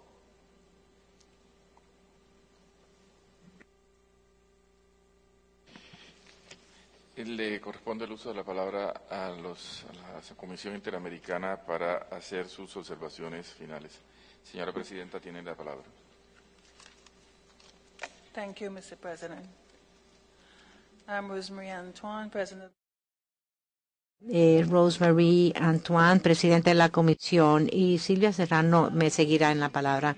Nosotros empezamos observando que la mayoría de las presentaciones escritas y orales por el Estado de Chile se refieren a los diferentes materiales y reparaciones y mecanismos de reparaciones simbólicas que se han llevado a cabo en las últimas décadas después de la restitución de la democracia, y queremos reconocerlo. Sin embargo, es importante enfatizar el objeto y el centro de este caso que ha presentado la Comisión a la Corte, y se refiere a reparaciones adecuadas, específicamente a lo que se relaciona a dos componentes claves de responsabilidad internacional por parte del Estado. Primero, la falta de cumplimiento o el deber de investigar los actos de tortura y, naturalmente, los remedios correspondientes. Y segundo, la falta de protección judicial en términos de la regla de exclusión. En cuanto a la falta de investigación de actos de tortura, la Corte tiene jurisprudencia que tiene que ver con la naturaleza fundamental de la obligación del Estado de investigar actos de tortura según la Convención Americana ratificada por Chile en 1990, como también bajo la Convención Interamericana para prevenir y castigar tortura ratificada por Chile en 1998. Pero naturalmente escuchamos del señor doctor Mente que eso también es parte del derecho consuetudinario, la prohibición contra la tortura. El Estado asumió explícitamente la obligación de investigación actos de tortura, incluyendo como se reitera en el caso de García Lucero de Chile, que los actos tomaron lugar, se llevaron a cabo antes de la ratificación de la Corte en sí. La Corte ha, y cito, fallado en casos sobre la no investigación de posibles actos de torturas que quedan fuera de la competencia de la Corte, basado en el conocimiento que tenían las autoridades estatales de esos actos después de aceptar la jurisdicción contenciosa de la Corte. Cierro cita. En este caso, el Estado tenía conocimiento de los posibles actos de tortura en diferentes puntos en el tiempo y no inició ni persiguió ex oficio las investigaciones. Y la Comisión puede registrar por lo menos 5 ocasiones después de las fechas pertinentes en cuanto a la jurisdicción de la Corte. Primero, la declaración de un antiguo miembro de la Fuerza Aérea el 10 de noviembre del 1990, donde provió suficiente información que prueban actos de tortura. Segundo, el informe de la Comisión Nacional sobre la Verdad y Reconciliación en febrero 8 del 91. Y aquí se presentó también especificación mucho más específica. Claramente estableció que la tortura era típica durante las interrogaciones o los interrogatorios y otros procesos por el Consejo de Guerra. Tercero, un recurso de revisión presentado en el 2001 por las víctimas, y esto incluyó, entre otros documentos, los antiguos testimonios de las víctimas que describen a fondo cada uno de los actos de tortura que ellos sufrieron, incluyendo en manos de los autores y sus cómplices. Y cuarto, el 23 de junio de 2003, cuando la Comisión notificó al Estado de Chile sobre la petición del presente caso, que también le incluyó un detalle de la descripción de los actos sufridos por las víctimas y el informe de la Comisión Nacional sobre prisiones políticas y tortura el 10 de noviembre de 2004. Ese informe lo incluimos en el informe una lista de prisioneros políticos que fueron torturados, pero a pesar de todo esto y este volumen de información, el Estado no inició ex oficio como lo requiere el derecho internacional de derechos humanos, una investigación que tuvieron que ver con los actos de tortura. Esta omisión por sí misma, consideramos, compromete la responsabilidad internacional del Estado de Chile. Es más, fue recién en 2001, después de que algunas de las propias víctimas hayan lanzado una acción privada particular, fue que se iniciaron una investigación. Y eso terminó después de 8 años, cuando se interpuso un muy leve castigo de uno de los autores, y con respecto a solo 3 de las 8 víctimas que presentaron la acción. Esto es muy importante, después de escuchar al perito Juan Méndez, de que la revisión aplicara a todas las víctimas. En el 2013 se lanzó una nueva acción penal, incluyendo a 12 de las víctimas de este caso. La información nos dice que hasta la fecha estas acciones penales no produjeron hasta la fecha un avance o un resultado. Sabemos que estos temas generalmente se comprometen debido a opiniones sobre la falta de competencia sobre temas de guerra, y nuevamente escuchamos lo que dijo el perito Méndez cuando dijo que la premisa de que existiera una guerra en sí merece cuestionarse, de manera que la Corte Suprema no se pueda eliminar del caso y que estos temas formales no deben constituir barreras al recurso. Mi colega va a hablar más de este uso de la regla de exclusión. Basado en todo esto, la Comisión concluyó que desde el 1990 hasta la fecha, el Estado de Chile no ha dado ni un paso para investigar motus propio las acusaciones de tortura, cuando el Estado conocía que existían estas torturas por varios medios. La mayoría de los actos por la mayoría de las víctimas siguen sin investigarse, y la mayoría de los autores están todavía sin perseguirse ni castigarse. La Comisión recordará la jurisprudencia de esta honorable Corte, que dice que no investigar los hechos, actos que constituyen fuertes violaciones de los derechos humanos y que se dieron en el contexto de patrones sistemáticos, es especialmente serio, porque representa un incumplimiento de las obligaciones internacionales del Estado. En este caso estamos hablando de la referencia más alta, o sea, delitos de lesa humanidad que no se pueden delegar nunca al derecho internacional. Interamericana, y me voy a referir para ello a lo relacionado a la regla de exclusión. queriendo recordar en primer lugar algunas de las cuestiones generales que ya han sido planteadas por el perito Juan Méndez. Primero, que la regla de la exclusión impone obligaciones de oficio en los estados. Además, que la regla de exclusión impone obligaciones que se activan desde el momento en que el Estado toma conocimiento por cualquier medio del posible uso de la tortura en el marco de un proceso o condena penal. El contenido de las obligaciones concretas que se activan, por supuesto, podrá variar según las circunstancias concretas de cada caso y puede variar también según los diferentes factores que se presenten. Por ejemplo, el estado procesal en el cual se invoca la posible comisión de actos de tortura o la naturaleza de la información presentada. En algunos casos corresponderá a la autoridad estatal disponer directamente la exclusión de la prueba, confesión o incriminación obtenida bajo tortura, y en otros casos corresponderá disponer inmediatamente una investigación con fines precisamente de la aplicación posterior de la regla de la exclusión.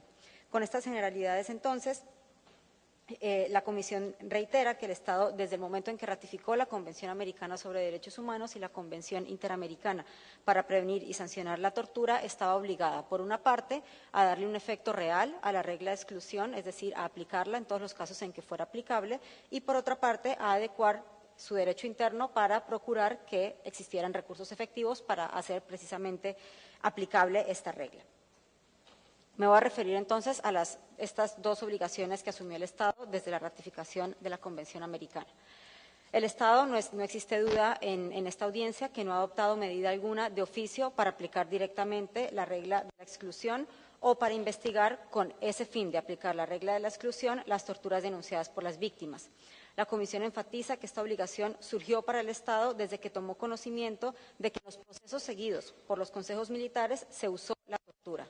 Y la Comisión recuerda en este momento que este conocimiento estuvo presente al menos desde 1991, es decir, hace 24 años, con el informe de la Comisión.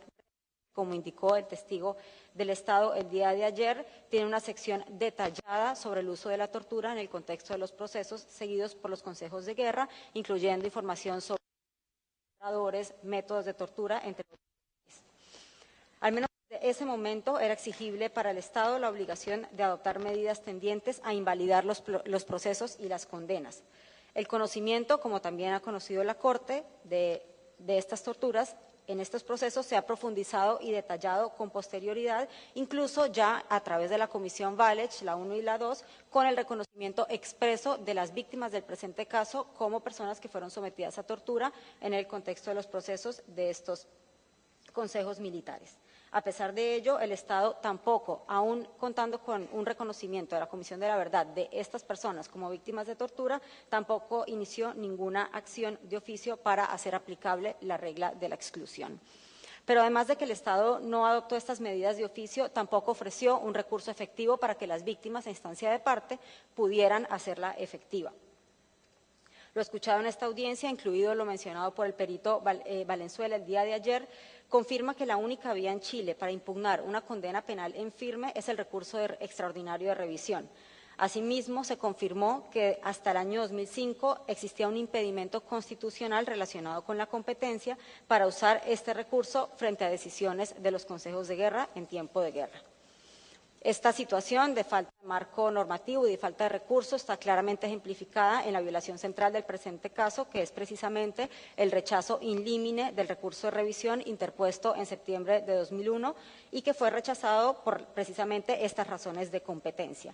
Además, la Comisión encontró que una violación adicional es que la Corte Suprema de Justicia tampoco motivó ni explicó cuál era entonces la vía que tenían a disposición las víctimas para poder hacer aplicable la regla de exclusión, lo que además es una clara muestra de que ese recurso no existía.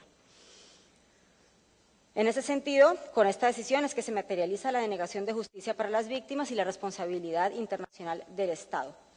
El Estado hace referencia al tema del control de convencionalidad y me parece importante hacer una reflexión sobre este punto, porque el Estado argumenta que hay una contradicción entre invocar una contradicción normativa entre una norma de derecho interno y la Convención Americana y además exigir el control de convencionalidad. La Comisión destaca que es precisamente, son obligaciones precisamente concurrentes de adecuar la legislación interna, pero mientras existan normas de derecho interno incompatibles, es deber de las autoridades judiciales judiciales efectuar ese control de convencionalidad. Entonces, precisamente en los 22 o 23 casos que esta Corte ha invocado la noción de control de convencionalidad, ello deriva precisamente de la obligación que tienen los jueces de suplir las falencias en la adecuación legislativa en que han incurrido otras autoridades.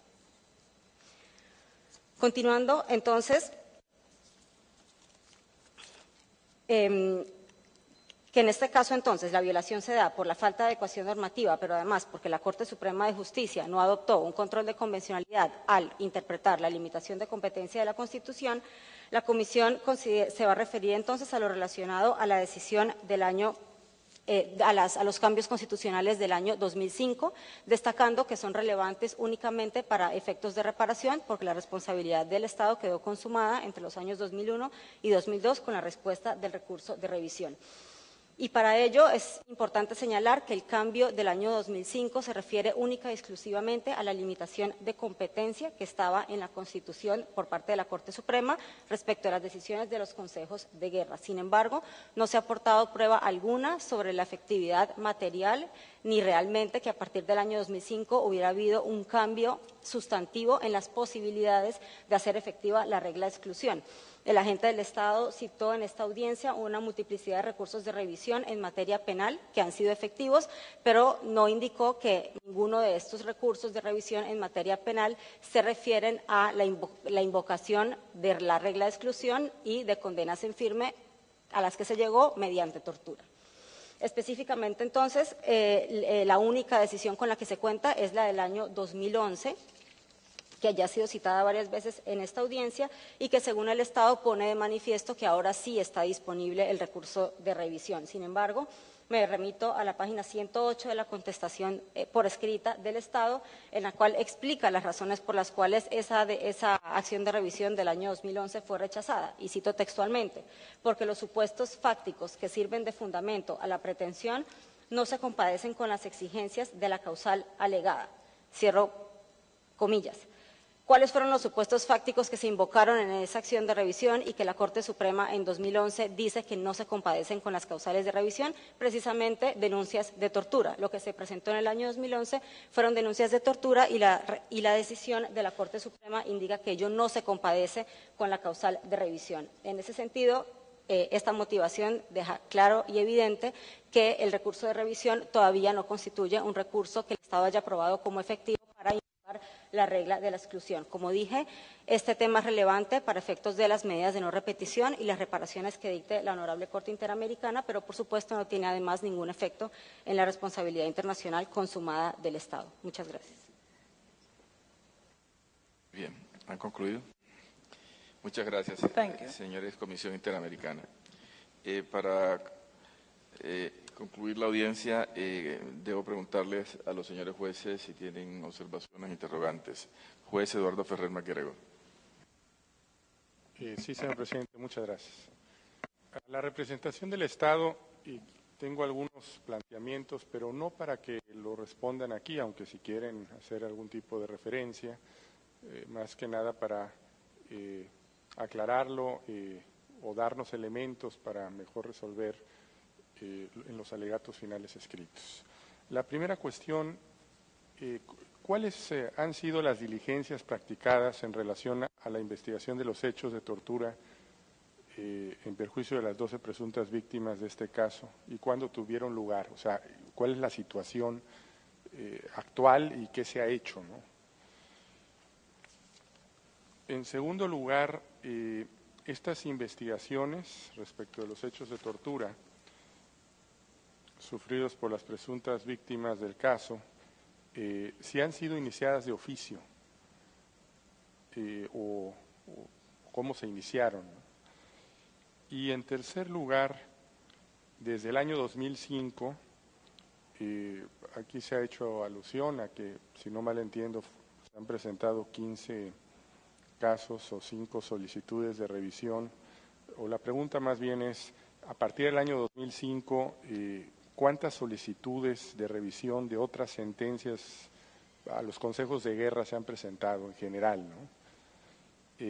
¿En qué casos y por qué causales? y si se han presentado, se han rechazado o se han aceptado dichas solicitudes y si se rechazaron, ¿por qué motivos? Y específicamente, si han tenido relación con el numeral 4 del artículo 657 del Código de Procedimientos Penales, ¿no? En relación a que algún hecho o algún documento desconocido durante el proceso que sea de tal naturaleza que basten para establecer la inocencia del condenado, lo que establece el numeral 4. Insisto, es para que nos lo precisen en los alegatos finales escritos, aunque si quieren comentar algo, será bienvenido.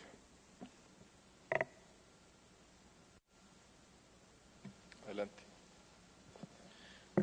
Gracias, señor presidente. Sin perjuicio de que la información detallada la vamos a entregar oportunamente por escrito, porque no la tenemos íntegramente acá, yo sí quisiera referirme al menos a dos cosas. Respecto del estado procesal de las investigaciones por los casos de tortura vinculados a los peticionarios de este caso, esta se inició, como dije, el año 2013, como se ha dicho, se inició por una querella, se amplió de oficio a la totalidad de las víctimas del Consejo de Guerra. No se inició de oficio, pero sí se amplió de oficio a más personas que aquellas que originalmente dedujeron la querella. Y respecto del estado procesal de este caso, decir que se encuentra una causa del sistema antiguo chileno, se encuentra todavía en estado sumario. Hay múltiples diligencias decretadas en una investigación que ya agrupa 5 tomos, o sea, gran cantidad de documentación y declaraciones, y estamos esperando que el desarrollo en el futuro, pero eso es en general, el estado procesal está pendiente y está en fase de investigación. Por último, sin perjuicio de la información detallada que entregaremos oportunamente, decir que respecto de recursos de revisión por casos de tortura, no existe, hasta donde nosotros sabemos, otro recurso de revisión por casos de tortura que se haya deducido distinto del año 2011. Los recursos de revisión que se han deducido y acogido en realidad son muchos. El coagente Madariaga mencionó 15, que es lo que uno encuentra a simple vista en la web. Podemos decir que hay estudios que dan cuenta de que desde el 2017 al 2013 hay 44 recursos de revisión acogidos en el marco de la reforma procesal penal, que tiene básicamente la misma norma, pero en materia de tortura, el único caso en que se ha deducido un recurso de revisión es el del 2011 al que se ha hecho referencia. Muchas gracias. Si tienen a bien algún otro comentario, la comisión o los representantes, este es el momento, si no. Eduardo, eso sería todo, señor presidente. Muchas gracias.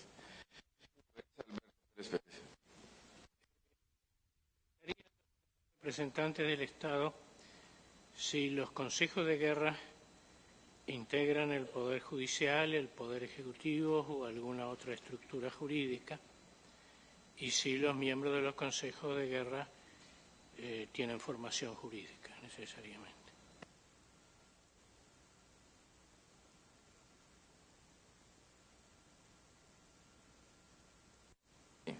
Sin embargo.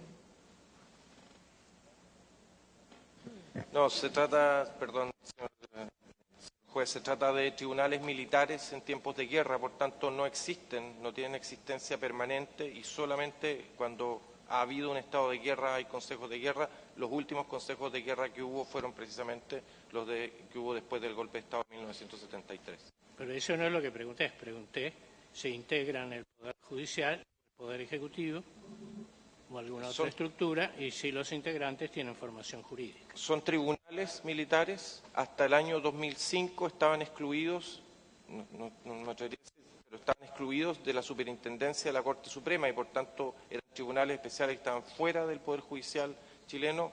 A partir del 2005 forman parte del Poder Judicial, formarían parte del Poder Judicial hipotéticamente los tribunales, los consejos de guerra del futuro, y la Corte Suprema tiene competencia para conocer respecto de los consejos de guerra del pasado.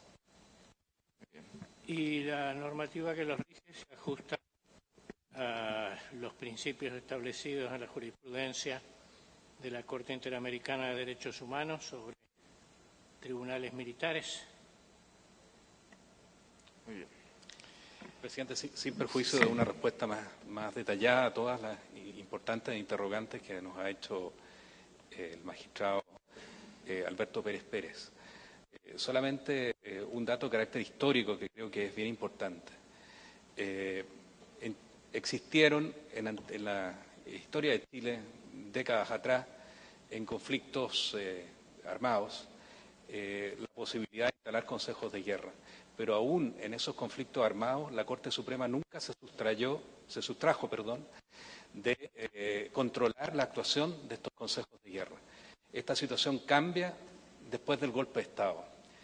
Se establecen estos consejos de guerra que tienen todas las características que nosotros hemos condenado en esta oportunidad, y la Corte Suprema abdicó, la Corte Suprema de esa época, después del golpe de Estado, de las facultades que tradicionalmente interpretaba que tenía sobre estos consejos de guerra.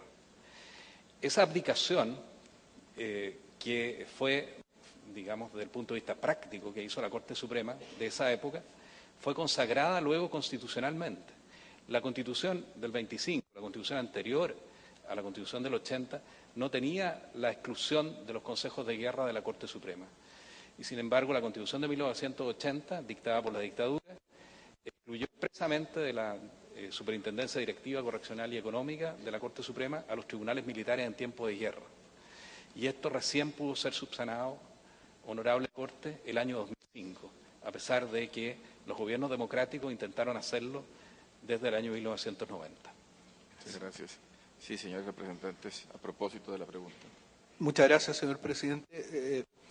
Respecto de la pregunta del juez Alberto Pérez, me gustaría precisar algunos puntos a los cuales no se ha referido el Estado. En primer lugar, y me remito, están en el punto 60 y siguientes de nuestro ESAP, pero en términos simples, la normativa vigente en 1973 para los consejos de guerra se mantiene hasta el día de hoy, salvo algunas modificaciones menores. Quiero recordar simplemente que en otra sentencia de esta Corte, en el caso Panamara, existe un cuestionamiento de la justicia militar chilena que aún, pese al paso del tiempo, no ha sido resuelto. Respecto de la pregunta de la formación profesional de los miembros de los consejos de guerra, es un tribunal no letrado, sin independencia y sin normas del debido proceso. No me estoy citando a nosotros mismos, pero ¿por qué decimos esto? Porque siempre hay un auditor militar que es letrado, pero dependiendo del grado de los acusados, el resto de los miembros, 6, no son letrados, es decir, no son abogados, y en el caso específico de la sentencia de los consejos de guerra hubo militares que no tenían obviamente ninguna formación. Por último, quiero señalar que la Comisión Rettig dice que los consejos de guerra estaban sometidos, y por lo tanto lo siguen, jurisdiccionalmente al general en jefe, que tiene facultades omnímodas para aprobar, revocar o modificar las sentencias de los consejos y para ejercer sobre ello la jurisdicción disciplinaria de acuerdo al artículo 74 del Código de Justicia Militar. La misma comisión, página 73, dice que los inculpados de reos o reos no disponen de los medios adecuados para su adecuada defensa. Y por último, si usted, señor presidente, me lo permite, voy a citar un informe de la Comisión Interamericana de Derechos Humanos de 1974, donde dice, a propósito de este procedimiento, durante la instrucción del sumario los imputados no tienen derecho a ser asistidos por defensor. Son interrogados, careados, sin contar con ningún tipo de asistencia letrada. Los imputados solo tienen derecho a nombrar defensor cuando, una vez acusados, se dicta el decreto que convoca al Consejo de Guerra. Esa situación, reitero, se mantiene hasta el día de hoy porque no ha habido una reforma, se está trabajando en una, al Código de Justicia Militar. Probablemente se nos dirá que se está avanzando y nosotros diremos que ese avance es insuficiente y lento. Muchas gracias, señor juez Alberto Pérez Pérez. Señor juez Diego García Sayán. Gracias, presidente. 3 preguntas. La primera, en seguimiento a la que ha hecho el colega Eduardo Ferrer Macgregor sobre los recursos de revisión. Entiendo que la pregunta incluye que el Estado nos entregue la información sobre los recursos de revisión que se han presentado a partir de la modificación del año 2005. Pero yo añadiría un aspecto específico que es una descripción de los tiempos que se demora un recurso de revisión desde que es interpuesto hasta que es resuelto de manera definitiva por la Corte Suprema. La segunda pregunta está dirigida a los representantes.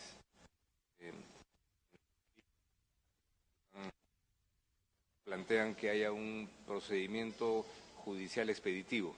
Se señaló ahora en un plazo de 3 meses que se instale para resolver estos casos de sentencias dictadas por los consejos de guerra basadas en tortura. Yo quisiera, si es que se puede fundamentar un poco más, si es que para poner en marcha un camino como el que ustedes proponen, se requiere algunos cambios normativos o estrictamente decisiones de índole administrativa que se tomen al interior del sistema judicial o lo que fuera. Y también si es que hubiera otras opciones que a partir de los debates que se han producido el día de hoy y de ayer pudieran ser planteados por la representación de las presuntas víctimas en cuanto a caminos expeditivos y ciertos para resolver este tema. Y en tercer lugar, una pregunta para las partes y para la Comisión sobre los consejos de guerra, ¿no?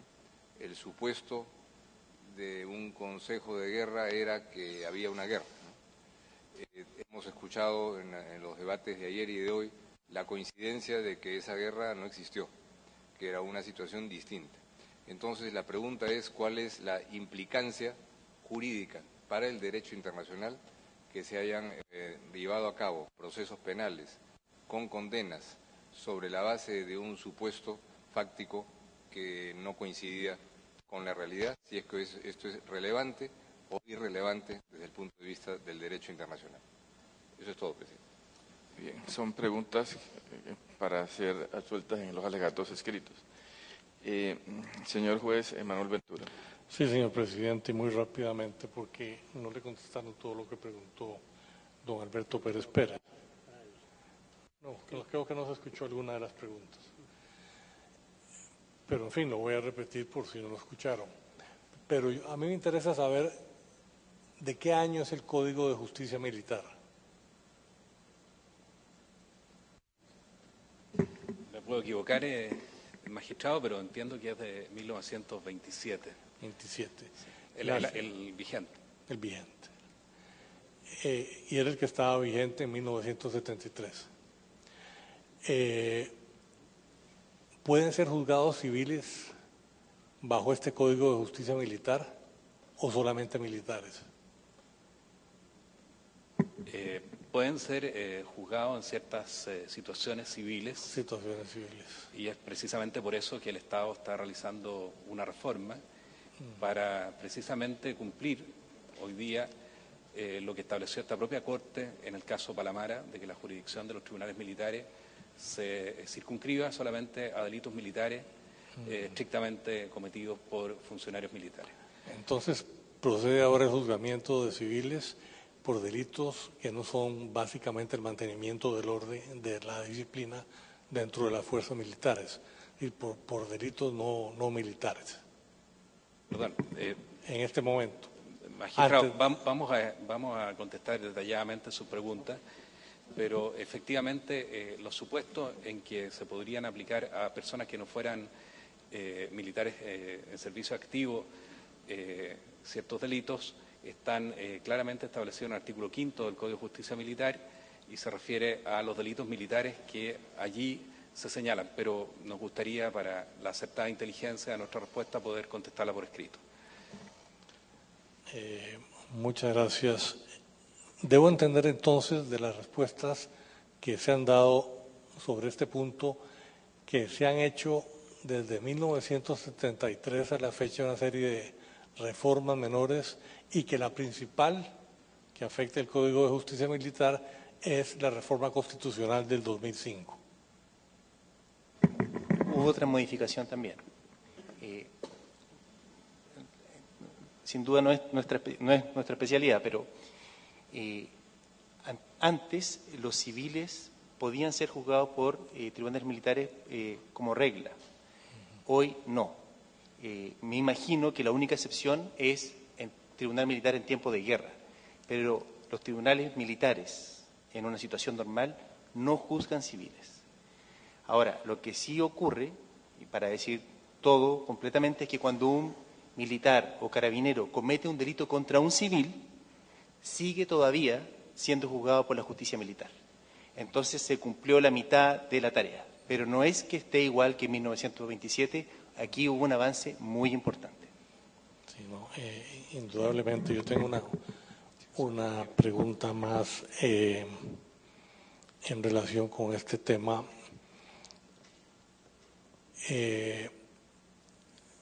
Si yo voy a Chile y quiero visitar la sede del Tribunal de Justicia Militar, este no existe. No existe físicamente, porque no se está en estado de guerra. No, existe la Corte Marcial, por ejemplo. Existe una fiscalía militar, hay un fiscal militar que es letrado, hay juzgados militares, ahí empieza a haber distintas composiciones, pero sí existe, por ejemplo, una Corte Marcial que tiene sede en el mismo edificio que funciona la Corte Suprema, es un tribunal letrado. La composición es una jurisdicción compleja, pero obviamente, como no hay en este momento tribunales militares en tiempo de guerra, eso es una cosa obvia. Sí, precisar nada más, magistrado, que efectivamente lo que no existe son tribunales militares en tiempos de guerra. Ajá. Sí existe una justicia militar de tiempos de paz que funciona permanentemente, digamos, pero que tiene fundamentalmente jurisdicción respecto de militares y que es completamente distinta a los consejos de guerra.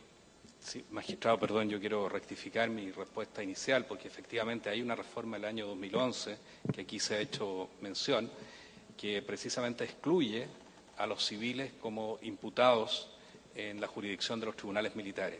Todavía falta, como lo ha dicho también el coagente Madariaga, la segunda parte respecto de la situación de los querellantes, digamos, a los que puedan, si es un civil como víctima de un delito. Eso también hay que excluirlo y dejar la justicia militar exclusivamente a delitos militares por delitos de función militar cometidos por militares. Muchas gracias, muy amable. Gracias, señor presidente. Sí. Representantes de las presuntas víctimas. Señor juez, nosotros quisiéramos agregar una información que efectivamente existen dos tipos de tribunales militares en Chile, regulados por el Código del siglo XX, del principio del siglo XX, que son los tribunales militares en tiempos de guerra, que se conforman en lugar de la, entre comillas, batalla. Y en este caso, en el caso de las FARC, sesionaron en la misma Academia de Guerra, en el lugar llamada La Capilla, en el mismo lugar donde fueron torturadas las víctimas. Pero los tribunales militares en tiempo de paz hoy sí tienen sede, la Corte Marcial, que queda en el mismo edificio de la Corte Suprema y de la Corte de Apelaciones de Santiago. Hay una Corte Naval en Valparaíso y existen fiscalías y juzgados institucionales en diferentes lugares de Santiago. Sobre la reforma a la competencia de los tribunales militares, quisiéramos destacar dos situaciones muy especiales. Hay dos sentencias del Tribunal Constitucional chileno del año pasado. Uno a petición de una víctima y otro a petición del Instituto Nacional de Derechos Humanos, donde reconoció que las víctimas civiles no pueden participar en tribunales militares porque los tribunales militares son incompetentes. Y la Corte Suprema, en numerosas sentencias, ha refrendado que los civiles como víctimas no pueden participar en los tribunales militares. Y esto nos refleja una situación muy especial, porque el caso Palamara se está cumpliendo desde los tribunales de justicia y no desde la reforma del Estado. Por tanto, acá sí tenemos que reconocer que el Tribunal Constitucional y la Corte Suprema han avanzado mucho más allá del Poder Legislativo y del Poder Ejecutivo. El Poder Ejecutivo y el Legislativo están en deuda, porque si una víctima quiere salir de la jurisdicción militar, tiene que ir a hacer un costoso trabajo de estar un año litigando ante el Tribunal Constitucional. Y eso se podría solucionar muy fácilmente, cumpliendo el caso Palamara, con una ley muy precisa. Muchas gracias. Muchas gracias, juez Manuel Ventura. Señor juez Roberto Caldas.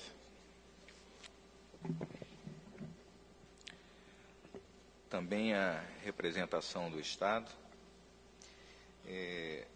Estimamos muito o reconhecimento feito. Vamos el reconocimiento que fue realizado en el inicio por el embajador Claudio Troncoso de que nadie en Chile puede dejar de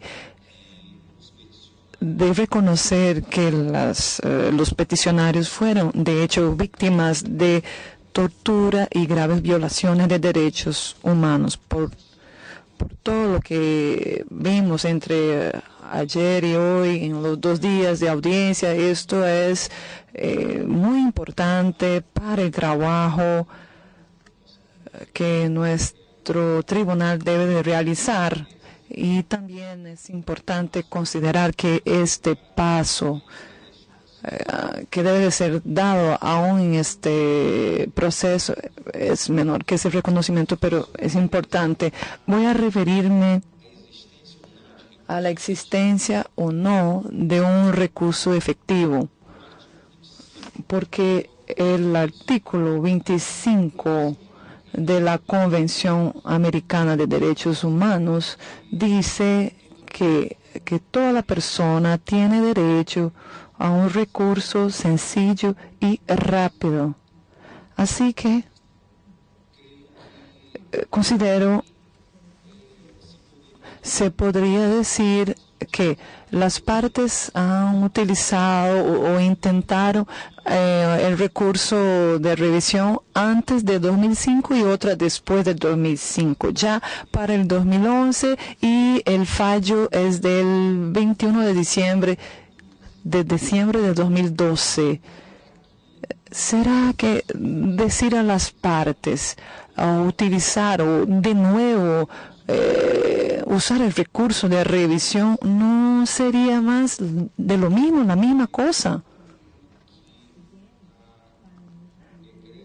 Porque lo que la Honorable Suprema Corte en su segunda sala falló fue que en realidad la afirmación de tortura sería como criticar la valoración probatoria.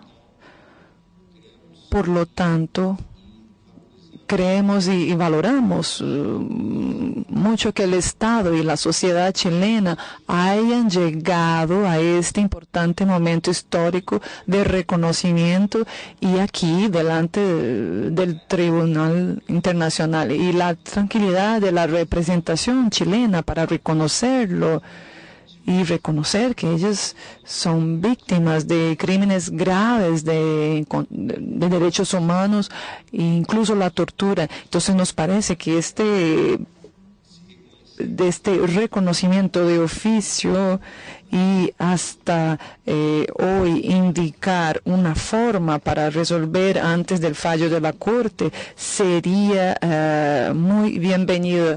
Así que esas serían mis consideraciones que podrían ser desarrolladas si quieren manifestarse acá, pero también pueden desarrollar en los alegatos finales escritos, las observaciones finales escritas. Muchas gracias. Van a ser desarrolladas por escrito, pero solo un pequeño comentario, porque el recurso del 2011 no es de los peticionarios, es de otras personas. Ahí parece que había una pequeña confusión. Sí, el de 2011 no es de los peticionarios, es de otras personas, no es de ninguno de ellos. Y también sí, obviamente, sobre sentencias dictadas por tribunales militares en tiempos de guerra. Eso es lo que quería dejar claro, que es un detalle, pero es importante. Sí, señor representante. Sí, efectivamente el recurso del 2011 no son de los mismos 12 peticionarios, pero sí son de casi 50 otros militares de la FACH que participaron en el proceso de guerra. O sea, no son las mismas personas con nombre y apellido, pero son las mismas personas en la misma posición. Muy bien. Muchísimas gracias a todos. Quiero finalizar la audiencia que hemos desarrollado con exhaustividad en los argumentos, agradeciéndoles a las representantes de las presuntas víctimas, a los señores agentes por su corrección, entrega y dedicación. La comisión, no hay que decir nada porque su diligencia siempre es la usual y es la plena diligencia que le corresponde. Muchas gracias por su participación y la corrección de la forma como se han desempeñado.